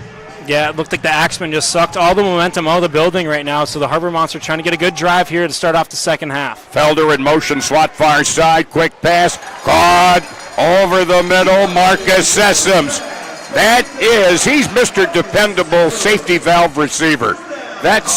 He's going to be open most of the time, and maybe the first, second, third read for Javante, but Sessoms is a very reliable possession guy. It's at the 20 of Eau Claire, 1st and 10. On the handoff, slant to KJ, bouncing around. He's got the entire Eau Claire team to tackle him at the 16-yard line of Eau Claire, a pickup of 4. Yeah, Felder spun out of that tackle and then all of a sudden disappeared into the cloud of white right there. Gang tackling to a T right there by the Axemen. So now it's 2nd and 6 at the Eau Claire 16-yard line. In motion, Dan Williams, circular to the near side as Javante, sidearm pass, caught by McAllister at the 15 and is ruled out of play at the 12-yard line. He picks up 4, bringing up a 3rd and short. It'll be 3rd down from the 12-yard line, 3rd and 2. And I got to give credit there to Travis Whitlock. He had one guy on each arm right there giving a double-man block, the lone blocker downfield to give Johnson enough time to get that ball downfield. Well, Witt's got a series of pipes. Those two arms are huge. There is Felder in motion, fired over the middle, low, but a great catch. Down to the 6-yard line, the catch by Marcus Sessoms. There he is again. Yeah, you mentioned Mr. Reliable right there. Low pass, but it did not matter for Sessoms. Got his big hands on that football, and a huge first down on a 3rd and short. And, well, he's one of those guys that shows versatility, can keep you playing a long time, because he'll play offense, play defense. Yeah, absolutely. He's looking a lot more comfortable catching the football and snapping it in this game, too, for the Harbor Monsters. Without a doubt. But he did the best he could. He gave it a great shot. So now it's 1st and goal from the 6. Power I formation, at least that's how I'm describing it. The handoff goes to Morrison, hit at the 5, and he disappears there. Brought down by Stephen Thomas and others, but he is slow getting up, and he is holding his right arm, right hand after that tackle. And so coming on to replace him is David Facconi. The ball is at the 3. 2nd and goal after the 3-yard gain.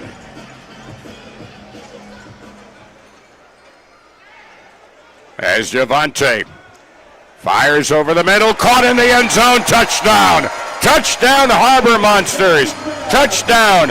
He deserved it. Marcus Sessoms. Absolutely. It was Marcus Sessoms' drive right there, and it was only right that he would capitalize it off with that touchdown.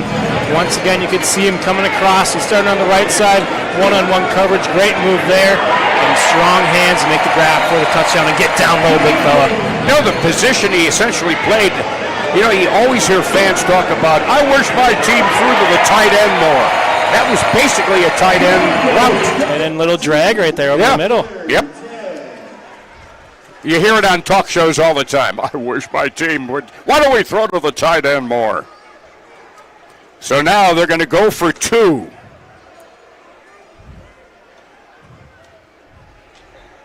As Devontae is flushed out of the pocket, flushed way back, throwing up for grabs, tipped it incomplete. That time, Devontae was just sending it to the end zone and figuring maybe somebody will get a lucky jump or a lucky tip, but it was no good. Yeah, they're trying to emulate that touchdown pass to Wilkerson at the end of the half right there. But credit to Johnson just buying himself enough time to get that football off and up to the end zone. I mean, he was back to about the 18 or so yard line in his own end. Of course, remember now, folks, it is a 50-yard field, so a little bit different from the conventional field of 100 yards. But they've doubled the numbers, and remember, in the third quarter, they had doubled the numbers on the Axemen back then, 32-16 in the first meeting. But it wound up being a 7-point win for the Harbor Monsters. It was a lot closer. Yeah, and right now the Harbor Monsters want to pick up right where they left off defensively, flush that last play of the half, get back to what you were doing earlier in the game, only allowing 7 points up until that final play of the first half. So now, the throw-off coming. Jamal Couch on the throw. And there's the throw. It bounces at the 6. Bounces deep into the end zone. Picked up by Luton. Luton gets out of the end zone barely. Maybe not. They may give him progress to the 1 yard line, and they are. Referee Tyler Downs saying he got out to the 1. So close to perhaps being a safety. Yeah, and we've talked about it time and time again, the dangers of letting that football bounce on the throw-off. And he's certainly going to be kicking himself right there. Fortunate to get out to the 1 yard line as the Harbor Monsters were rallying. Hey, a safety's still a possibility here. Yeah, absolutely. They're just 3 feet away. So you've got Fields in the middle on the front line along with Spruce and Mann. Those are the 3. Linebacker Dante Mason and Baron Malloy. Handoff, getting hit just outside the goal line and bouncing off of a would-be tackle to the 5 yard line is Joel Shaw. Looked like he was in danger for just a hot moment. Yeah, you got to give Joel Shaw all the credit right there. Looked like he was surefire, tackled on the goal line, if not even further back, but he got enough job to get his quarterback some room here out to the 5 yard line. A pickup of 4, 2nd and 6 from the 5. Snap, quick pitch, and carrying it out to the 10 yard line is Shaw once again. A yard shy of what they need for the first down. They needed 6, he gets 5. And it'll be 3rd down and 1 at the 10 yard line. And a defensive player is down on his back, and that is Lavelle Spruce. We have an Orthopedic Associates injury timeout on the field. 8:55 remaining third quarter. Harbor Monsters lead 26-13. Going back to that third quarter, I think it was 32-16 that the Harbor Monsters led in that third quarter, but had to hang on and got a lucky fumble on a snap for them to win 47-40. And you'll take wins as you can get them, but Harbor Monsters got to lock down defensively now. If Spruce he'll be out for at least a couple plays here, it appears, and they're already down 1 defender, and Tyree Williams went out with an injury in the first half. Fact it was. Eau Claire starting the third quarter, and they fumbled in the end zone. The Harbor Monsters recovered, and with 9:57 to go third quarter, first time around, they led 32-16. So now they're up at the 10 yard line, 3rd down and 1 for Eau Claire in their own territory. Play action fake, and the throw wide open. Catch made downfield by Williams. And he gets it across midfield. Double check that. That's McSweeney, I'm sorry. McSweeney, a single 4, not 44. And he gets progress to the 23-yard line of the Harbor Monsters. 17-yard reception on 3rd and 1. Yeah, McSweeney is all by himself right there. The Harbor Monsters had a blown coverage, brought too many guys to pressure the quarterback. Quick handoff off the snap and getting corralled, lost for a couple of yards on the play. Joel Shaw. Dante Mason was there on the tackle, and also so was Michael Austin Fields. Yeah, Michael Austin Fields got his big paws on him right there, and Shaw was only going down from the start. Kind of an indecision right there between the quarterback, Jarius Grissom, and Shaw. Looked like he wanted to pull it last second, but the running back already clamped his arms down on the football, so it was going to be his to keep. A loss of 3, 2nd down and 13 from their own 24-yard line. Man in motion, slot far side. And Sweeney back to throw. That is Grissom, I should say. Throws, has an open man far sidelines, who leaps over the would-be tackle of Baron Malloy. And like a high hurdler, takes it down to the Harbor Monsters' 11-yard line. Yeah, we've seen the Harbor Monsters go low the entire game so far. Great recognition right there by Deshaun Williams, hurdling and had enough for the first down with the forward momentum. A 15-yard reception, and it's 1st and 10 from the Harbor Monster 11-yard line. They send the man in motion. Shaw gets the handoff, fumbles the ball, picked up on the run by Mason. Mason will take it all the way for the touchdown. A fumble, return for the touchdown. Dante Mason picked it up on the dead run, took it down the far side, and wow, what a turnaround there. Right place, right time for Dante Mason.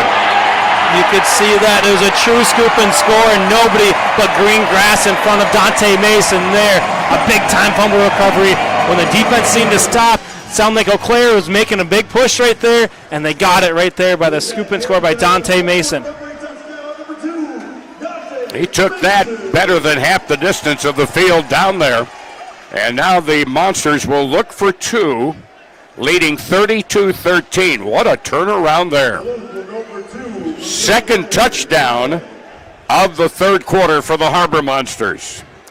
Looking for 2. Javante sends Felder in motion. Javante rolls to the near side, throws across his body and overthrows his intended receiver, Sessoms, who is open, but throwing across his body and running against his momentum, forced that pass just to get airmailed, and a souvenir from Benna Ford for that youngster who has got a football. Kind of like the way Alvin Hines was holding on to his football. He wouldn't let it go. He was happy. And you were not getting that ball out of Alvin Hines' hands. No. We shook his hand after that, and he had some absolute mitts on him. There's a reason why they don't need gloves in the MMA, or they got very light gloves for the UFC. He's going to take that to bed with him tonight, I guarantee you. So it's with 5:33 to go in the 3rd quarter. It's 32-13. And the Harbor Monsters will throw it to Eau Claire from left to right. Jamal Couch will do the honors down to our left. And back to return, Jacob Davies. He awaits at his own goal line. There he is on our screen. Couch lets it fly, caught on the fly at the 4. Ahead to the 10, to the 15, spinning away from tackles up to midfield on the return. A good return by Jacob Davies. Returns at about 21 yards, and it'll be 1st and 10, Eau Claire at midfield. Yeah, Davies didn't do anything complicated right there. He got the ball, ran straight up the field, and it was a great return out to midfield there. And number 21, Davies, a defensive back. So, from midfield, 1st and 10, but all of a sudden Eau Claire looks and said, wow, we're down 19. Yeah, and if you think about it for Eau Claire, you're just really upset because it's 2 big turnovers right now, and they've both resulted in, it's 2 fumbles that have resulted in points for the Harbor Monsters directly. Man in motion goes on the slot far side, as back is Grissom. To the far side, he lost the handle, bad pass, nearly picked off by Flowers. Flowers was the closest to it as it went out of bounds across the way, and another Benaford souvenir. Yeah, even the big kids like the souvenirs. Yeah, absolutely. If you can get your paws on the football, I don't see why not. I'd love to come down with one too, but I don't see one coming up here anytime soon. No. Unlike the other sports going on in the summertime, baseball, maybe you'd get better luck getting a ball up here. The T-shirt cannon has a better chance. Oh, absolutely. That's got some range on it. All right, in motion, McSweeney, near side to far side.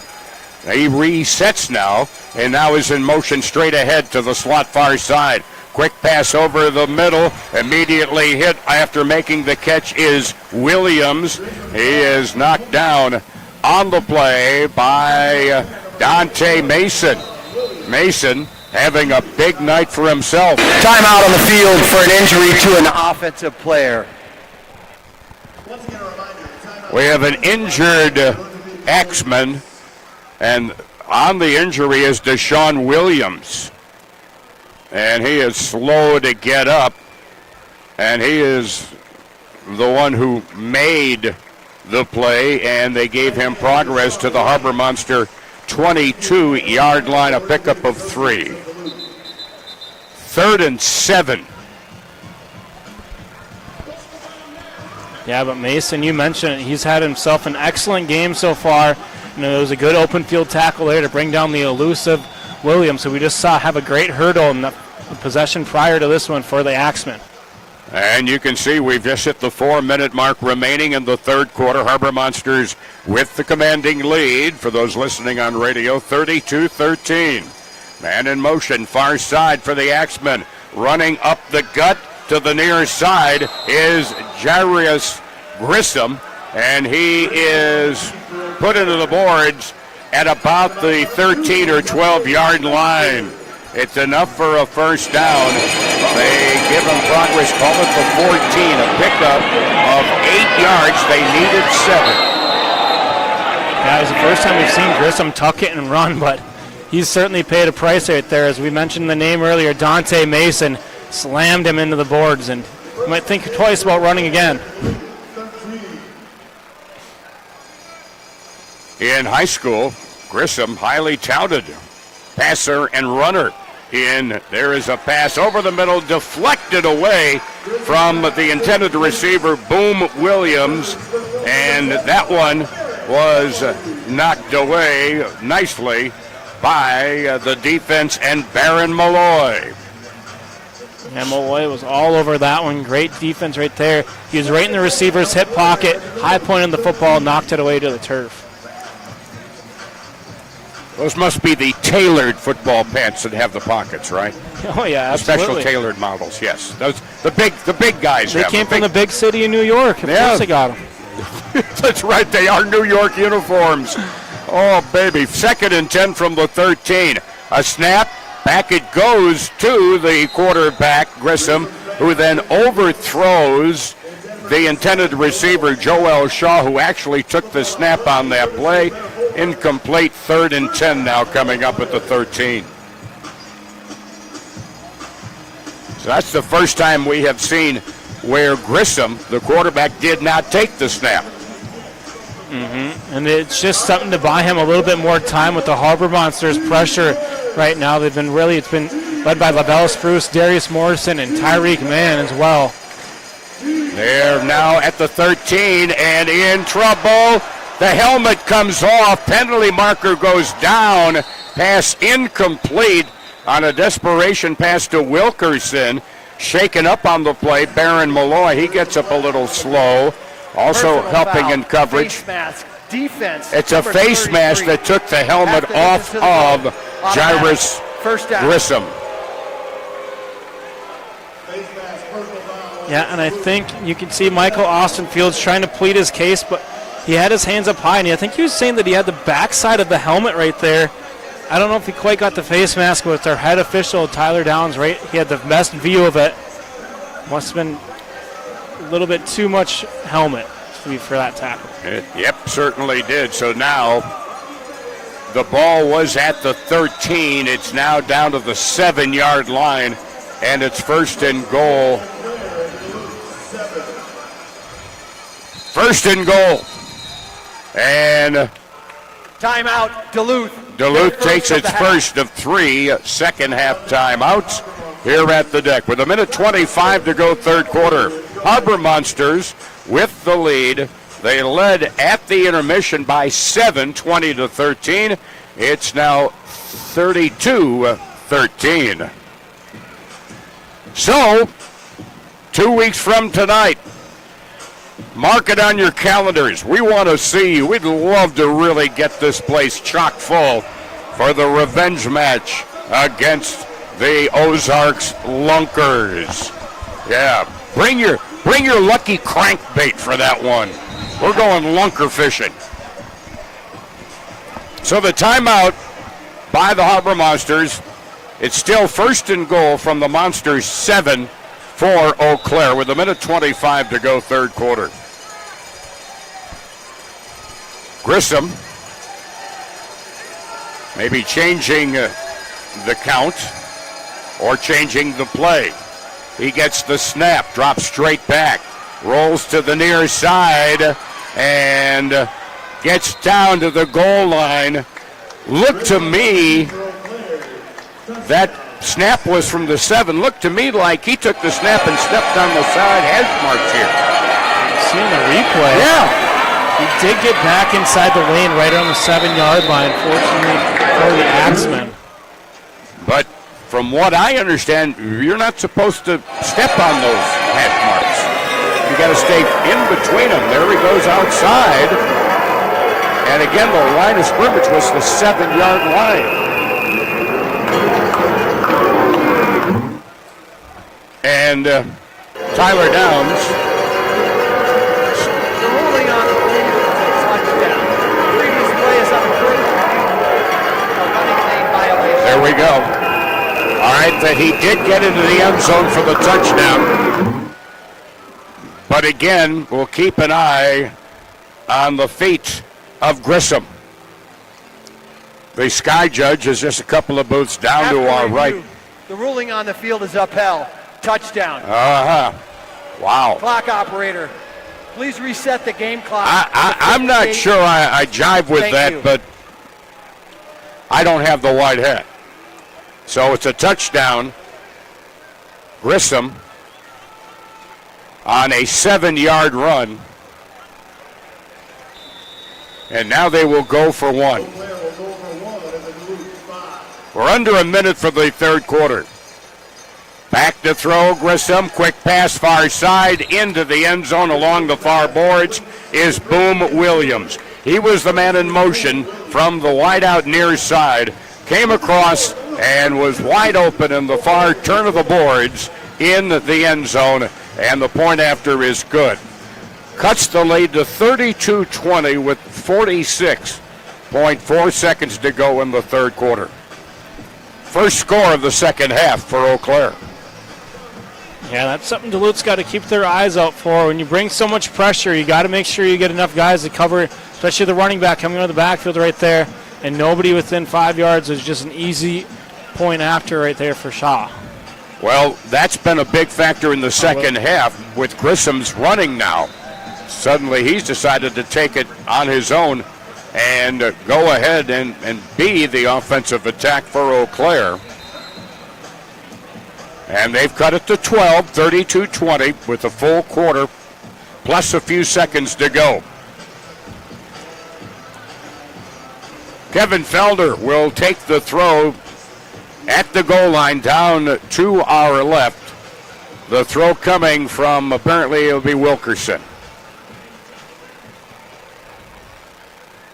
Wilkerson will throw it from right to left.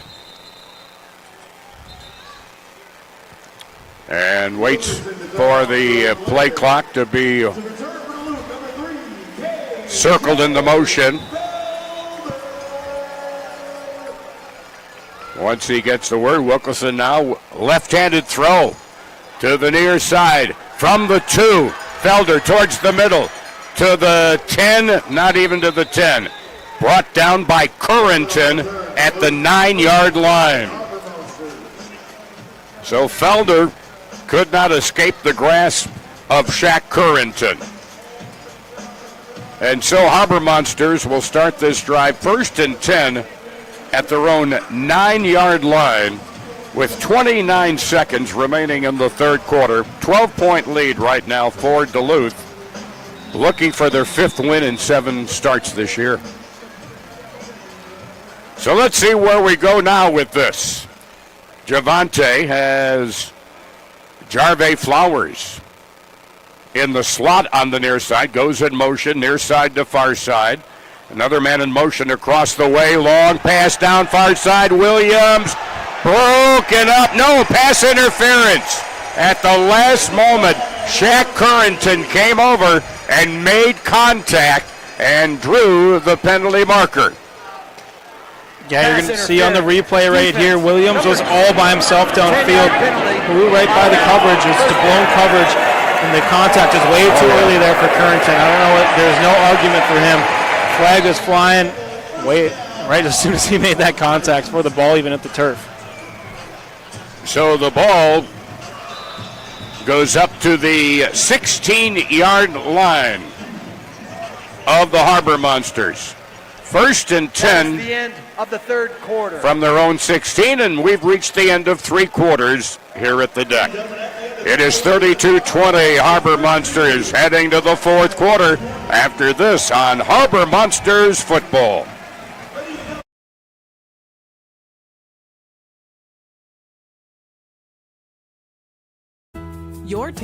In the heart of downtown Duluth, there's a place where the art of print meets the science of technology. It's where bold ideas come to life.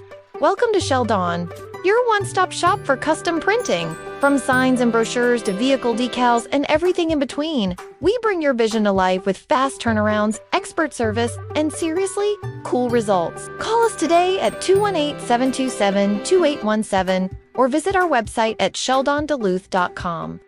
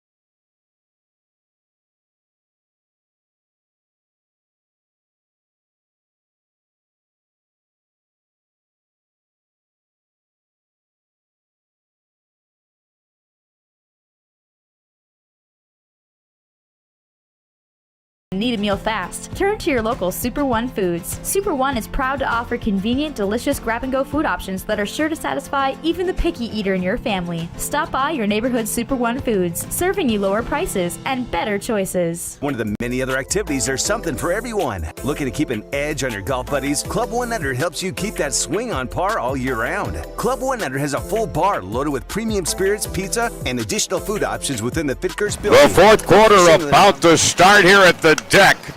Harbor Monsters will have it 1st and 10 at their own 21-yard line after the pass interference call on the play from their own 9. So now the Harbor Monsters going from right to left, and their lead trimmed down to 12, 32-20. Still, these two teams have played. The other game was rather low scoring, 47-40. Harbor Monsters average on the year 50 points a game. Eau Claire with 186 total points, 6th in the 6-team league. All right, 1st and 10 from their own 21. They put a man in motion. Couch, he gets the handoff, finds a hole off the right side, and slams it out to about the 23, 24-yard line. Call it the 23, a gain of 2, 2nd and 8.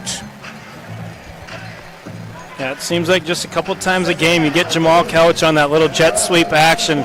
You can call it that here in the Arena League with the shorter field. The basics of the play, the fundamental of it is the same. Yeah. Wide out, going in motion from one side to the other and getting the handoff and sweeping around.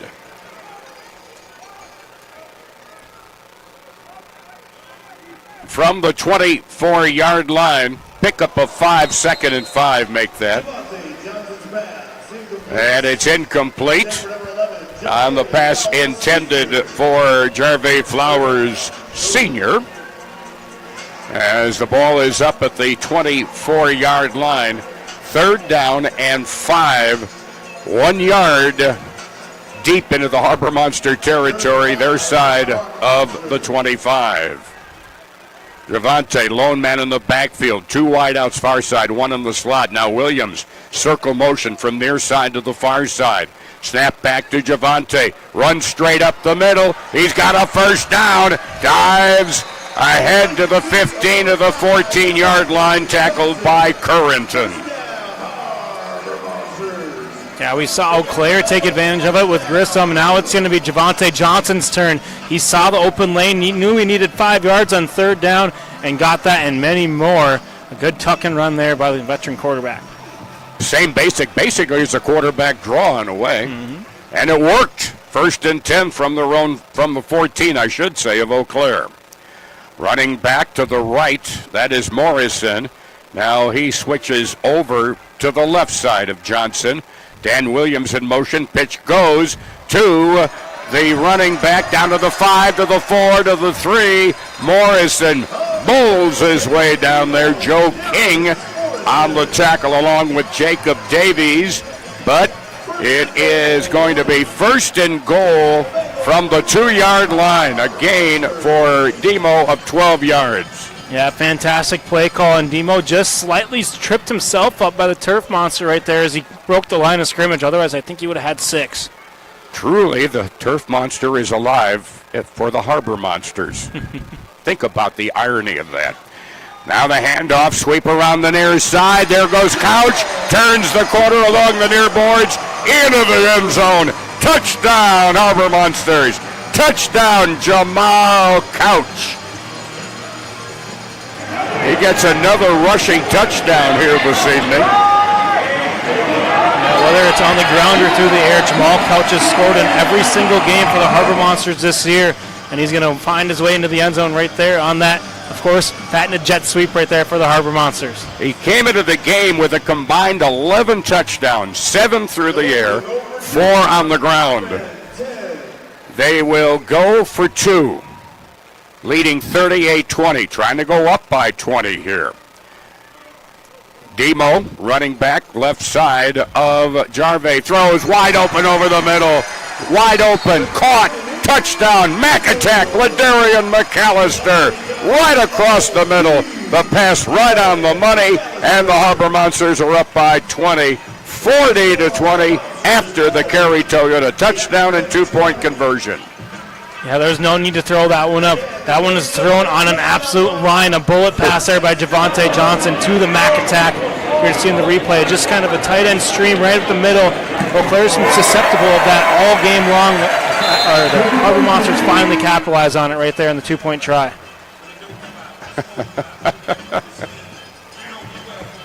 So a 20-point lead. Still 11:29 remaining in the 4th quarter here at the deck. But the Harbor Monsters have, for the second time tonight, doubled the point total of Eau Claire. So now the throw-off coming. Harbor Monsters throwing from right to left. Waiting the throw is Wilkerson back at his own goal line. And Jamal Couch, just coming off the rushing touchdown, will now throw it from right to left and lets it fly left-handed. Bounces at the 6, and out of bounds. It'll come out to the 5-yard line on the touchback.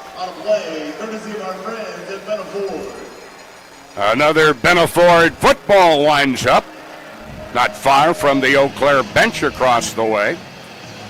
And so the ball will be put at the 5, 1st and 10, Eau Claire, their own 5-yard line.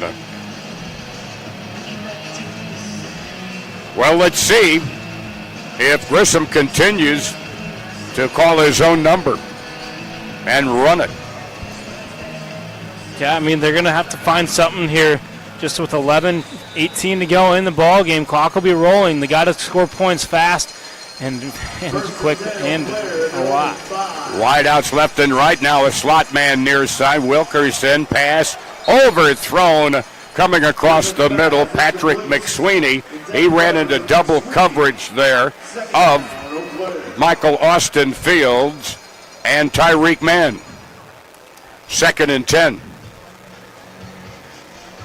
Simple pattern over the middle and pass just a little over lead. 2 wideouts near side, 1 in the slot, and a running back in the backfield. Snap. Grissom deep in the end zone, throws, and it is broken up at the last moment by Maxwell. That looked like that was over the outside shoulder there for Patrick McSweeney, but at the last moment, great job by Maxwell breaking it up. Yeah, he just kind of used his body to force him out of the way right there. No hand fighting, went to high point the football, and just went through the hands as he was backpedaling, trying to get underneath that one.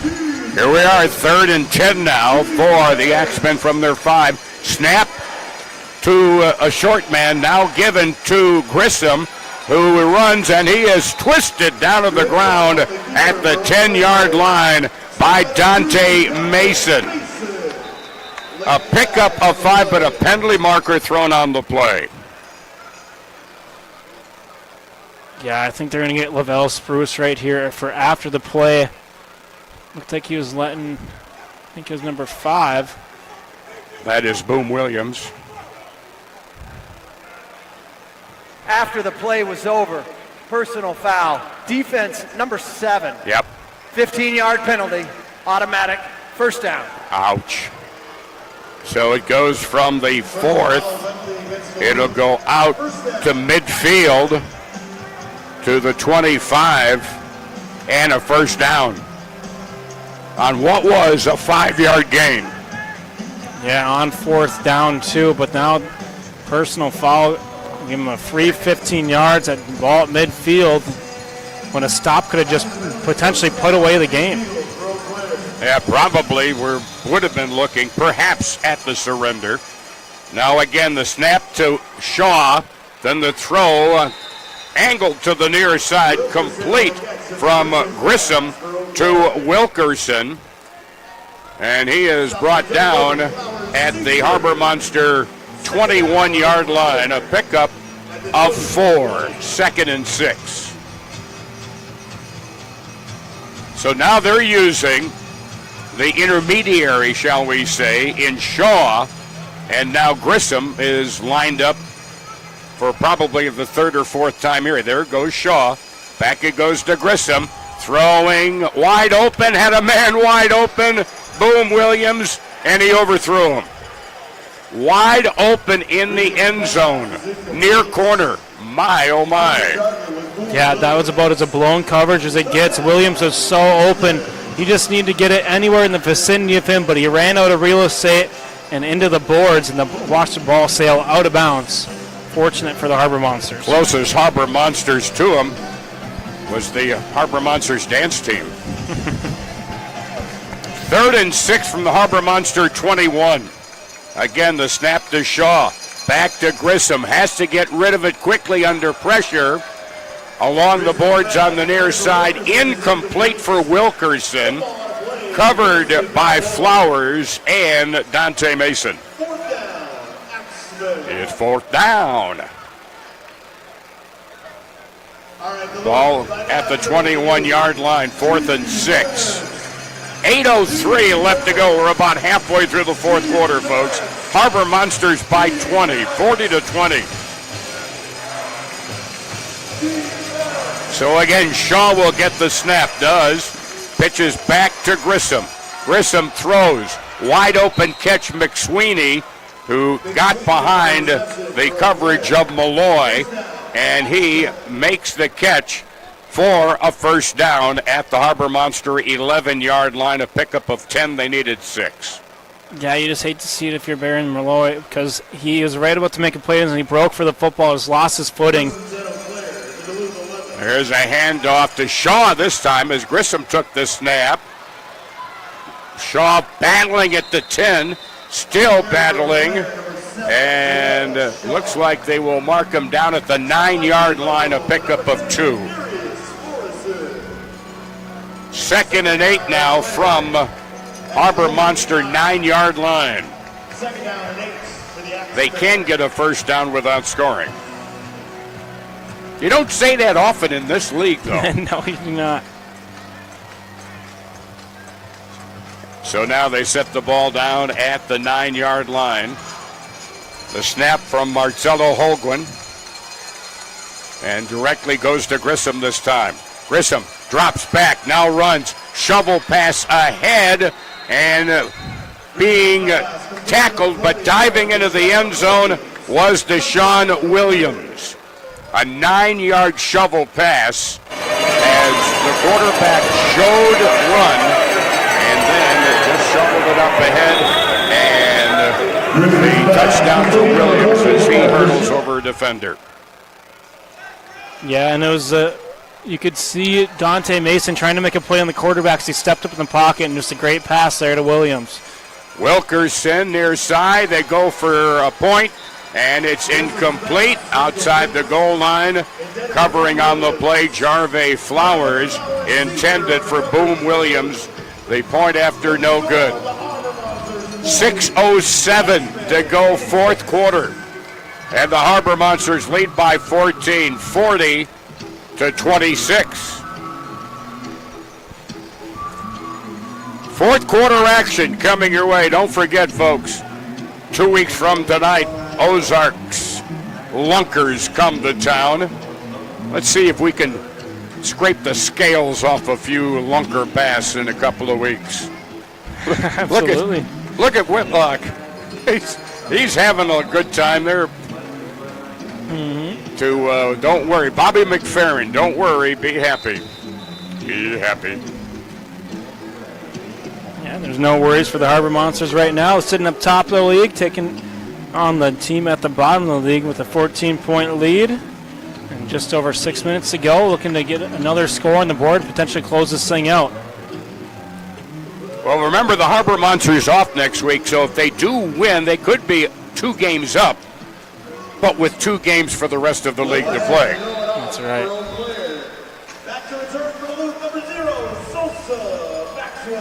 So Maxwell on the catch from the 3. Starts right, goes left, has a lane on the near side. Gets away from a tackle to the 15, to the 20, to the 25-yard line, where he's finally brought down by Currington. He escaped a near tackle on the near boards. Wow. And now you see me, now you don't. Sosa Maxwell. It wasn't too much of a speed on the spin right there, but it was very effective. Just flung the defenders off them. They thought they were close to the boards, but not close enough, as Maxwell looked like he was dead in the water on the 10-yard line and brought it all the way up to midfield. Now remember, he's 4th in the league in total returns and return yardage. That time, he picked up the nickname Houdini. Snap back. Javante, quick pass to Williams. Oh, he deked the heck out of Jacob Davies and picked up another 4 or 5 yards after the catch. Yeah, he gave him a little 1-2 stutter step move, and Jacob Davies left his ankles at the 15-yard line right there. They pick up 12, 1st and 10. Davies might want to pick up a couple of pieces of his equipment after that deal. And if you're a football player, ex-football player, you know what we're talking about. All right, 1st and 10 from the 13. There's the handoff, and Felder spins away and gets about 5 Fortunately, he didn't have a tearaway jersey, and his T-shirt under wasn't a tearaway either. But he broke away from it and took it down, and we've got a defender slow in getting up at the 10-yard line. Yeah, Stephen Thomas met Felder in the backfield. Looked like he had him wrapped up for sure, but the speed right there of Felder just spun right out of the tackle again and able to get positive again when it looked like he was going to be tackled well behind the line of scrimmage. And we have an Orthopedic Associates injury timeout for Eau Claire, as being helped off the field, Joe King. So the ball, after all that, for a gain of 3. Yeah, we see a lot of those Harbor Monsters shirts. And you can get them here, right on the concourse. They've got the team store. You can also order online at DuluthMonsters.com. 2nd and 7 from the 10-yard line of Eau Claire. 4:44 remaining fourth quarter. 14-point lead for the Harbor Monsters. Wideouts left and right. Running back, that is KJ Felder, right off the right side of Devontae. Quick pitch, and boy, there he goes into the end zone, touchdown. That was quick. Didn't take any time at all. Quick pitch, he had the lane and dashed into the end zone. Felder with his second rushing touchdown of the year. Yeah, Eau Claire rushed 4 up the middle and on that left side, and they guessed wrong before they could even notice KJ Felder's into the end zone for the easy score there, and a great play design by the coaching staff of the Harbor Monsters. Whitlock with a great block on the play as well, kind of sealed off that lane. So now Harbor Monsters will go for 2, leading by 20. So now there goes Felder in motion, slot near side. Devontae has time, throws, caught at the goal line, and McAllister backs in for the 2-point conversion. That is the 6th 2-point conversion this year for the Harbor Monsters. Yeah, the Mac attack looking like a matchup. Beep, beep, beep, and backing up into the end zone. 3:30 remaining fourth quarter. Harbor Monsters now by 22, 48-26. Don't get too comfortable, folks. This is arena football. Things can happen in a hurry. Don't want to be a prophet, believe me. But remember, Harbor Monsters first time around doubled their score in the third quarter, 32-16, and held on to win by 7. That's the unexpected thing that can happen, and can also be the exciting things that can happen in arena football. There they are. Best dance troupe in the league, bar none.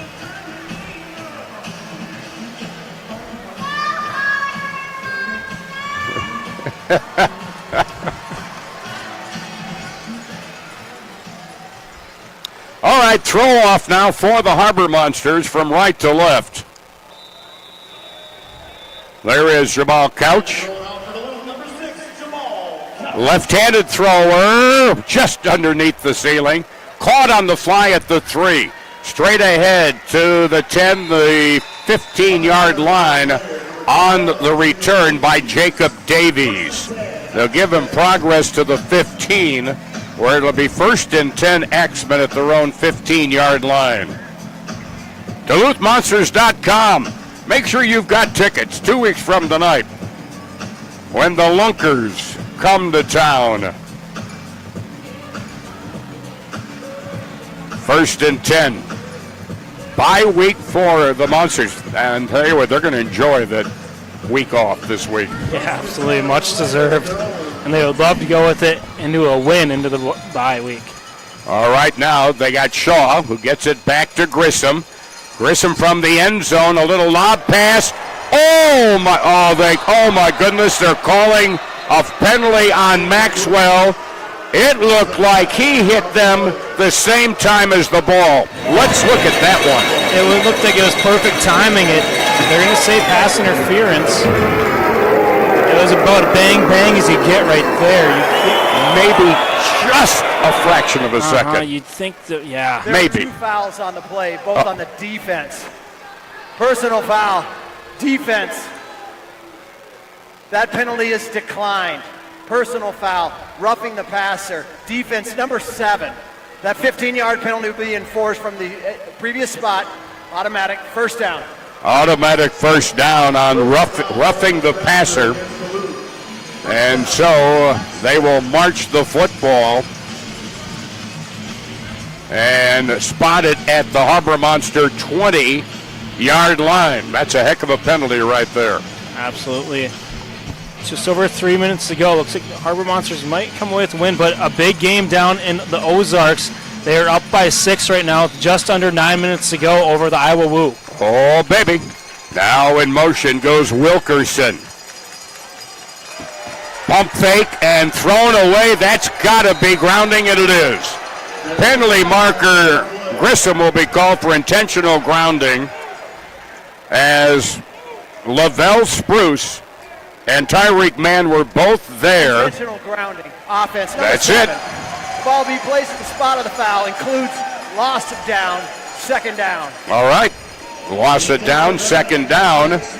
And from the spot of the foul, they'll march off the penalty. All right. 32-26. Isn't technology wonderful? Yeah, we got our fan club app working up here. There you go. I hope you got credit for it. Back to throw now Grissom. Grissom being chased out of the pocket. Throws it off short to Boom Williams, and he is brought out of bounds against the boards on the near side at their own 23-yard line.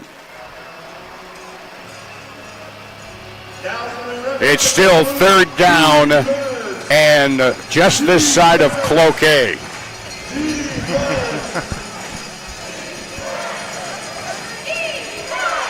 They get it back to Grissom off the snap to Shaw.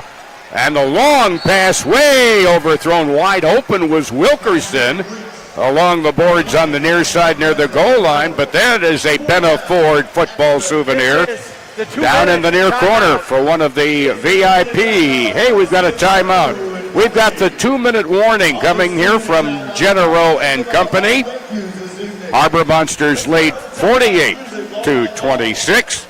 And we'll continue after this timeout on Harbor Monster Football.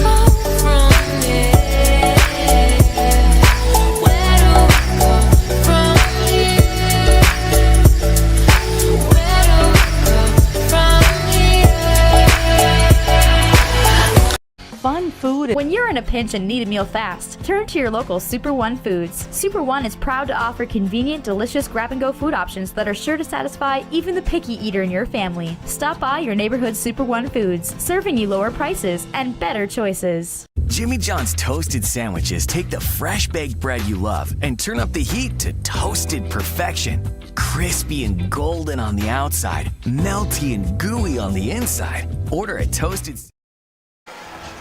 All right. All right, we're back. 2 minutes to go. 4th and 17 from their own 23-yard line. Shaw will get the snap. And then back to Grissom. Grissom now shoves it ahead to Shaw.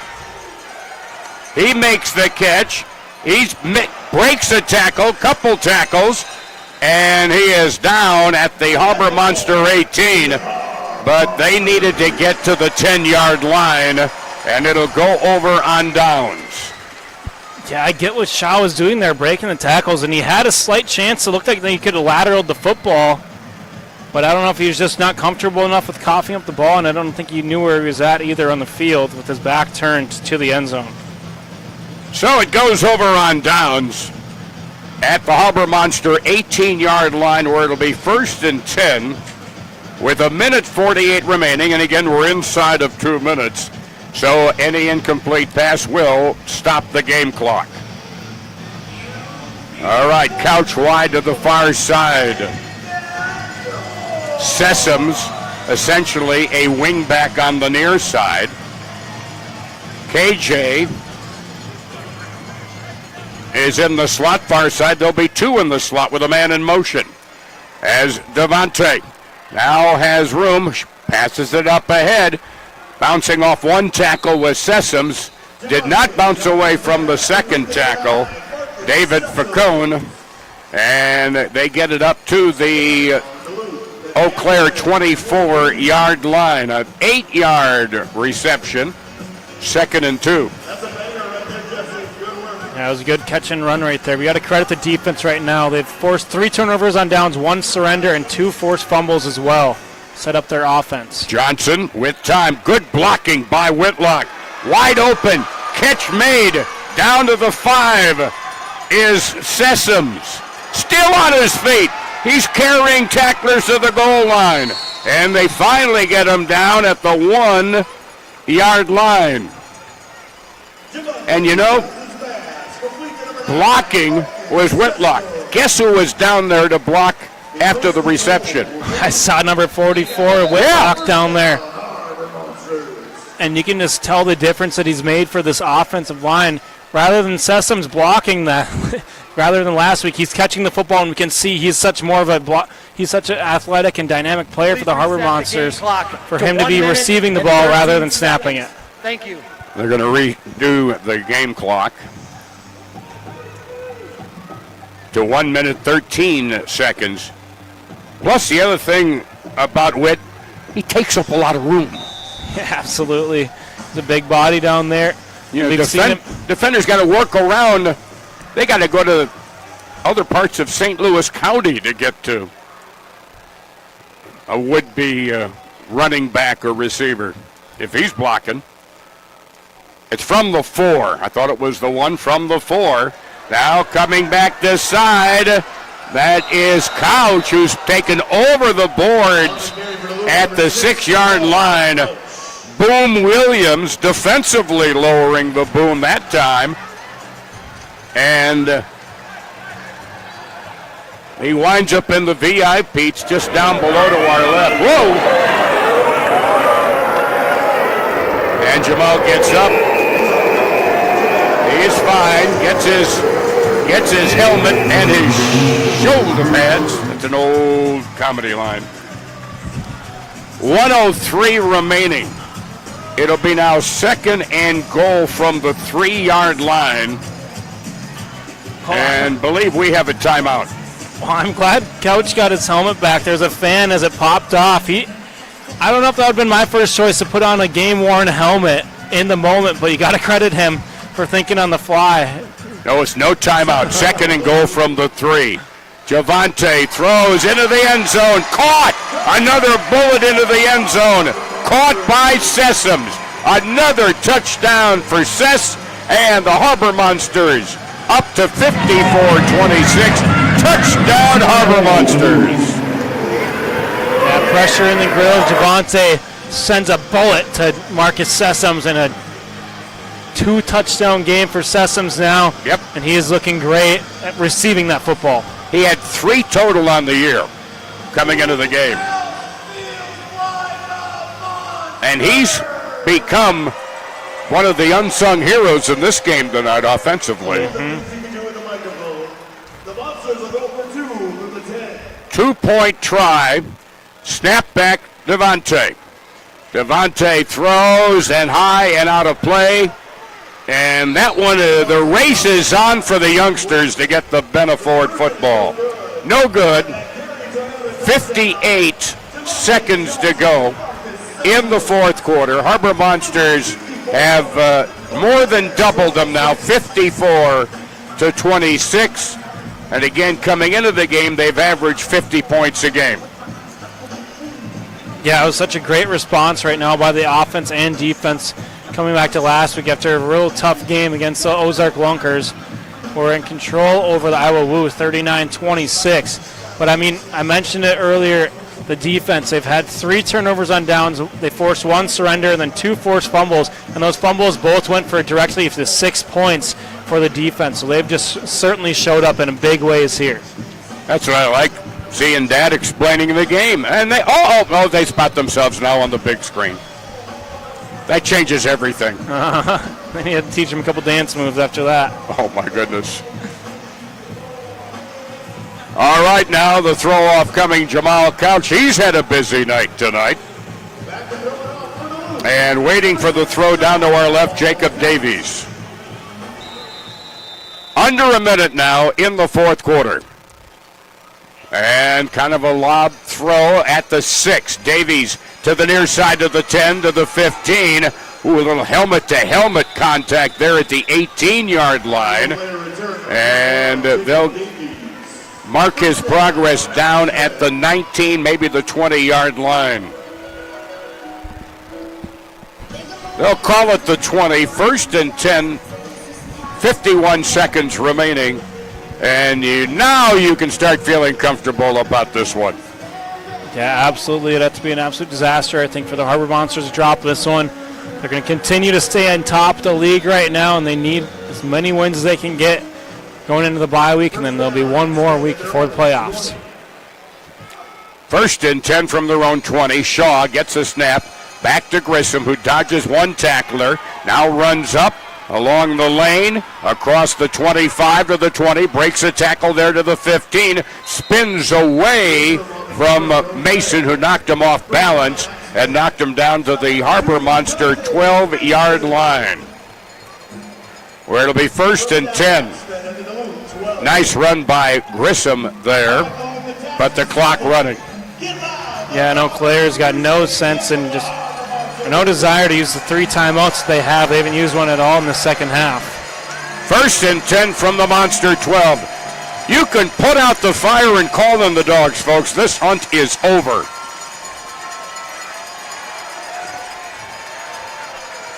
There's an incomplete pass. Pressure put on Grissom by Lavelle Spruce. He throws incomplete. The clock shows 3 zeros. That's it, folks. It's all over in Duluth. The final score, Monsters 54, Eau Claire 26. Back with post-game coverage after we take this break on Duluth Harbor Monsters football.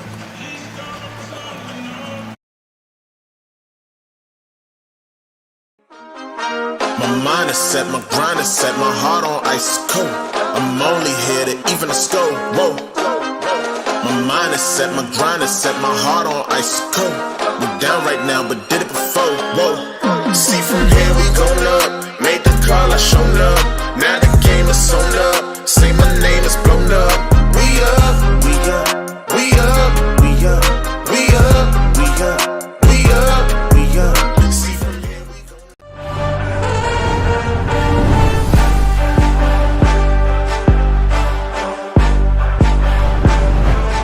We don't take no L.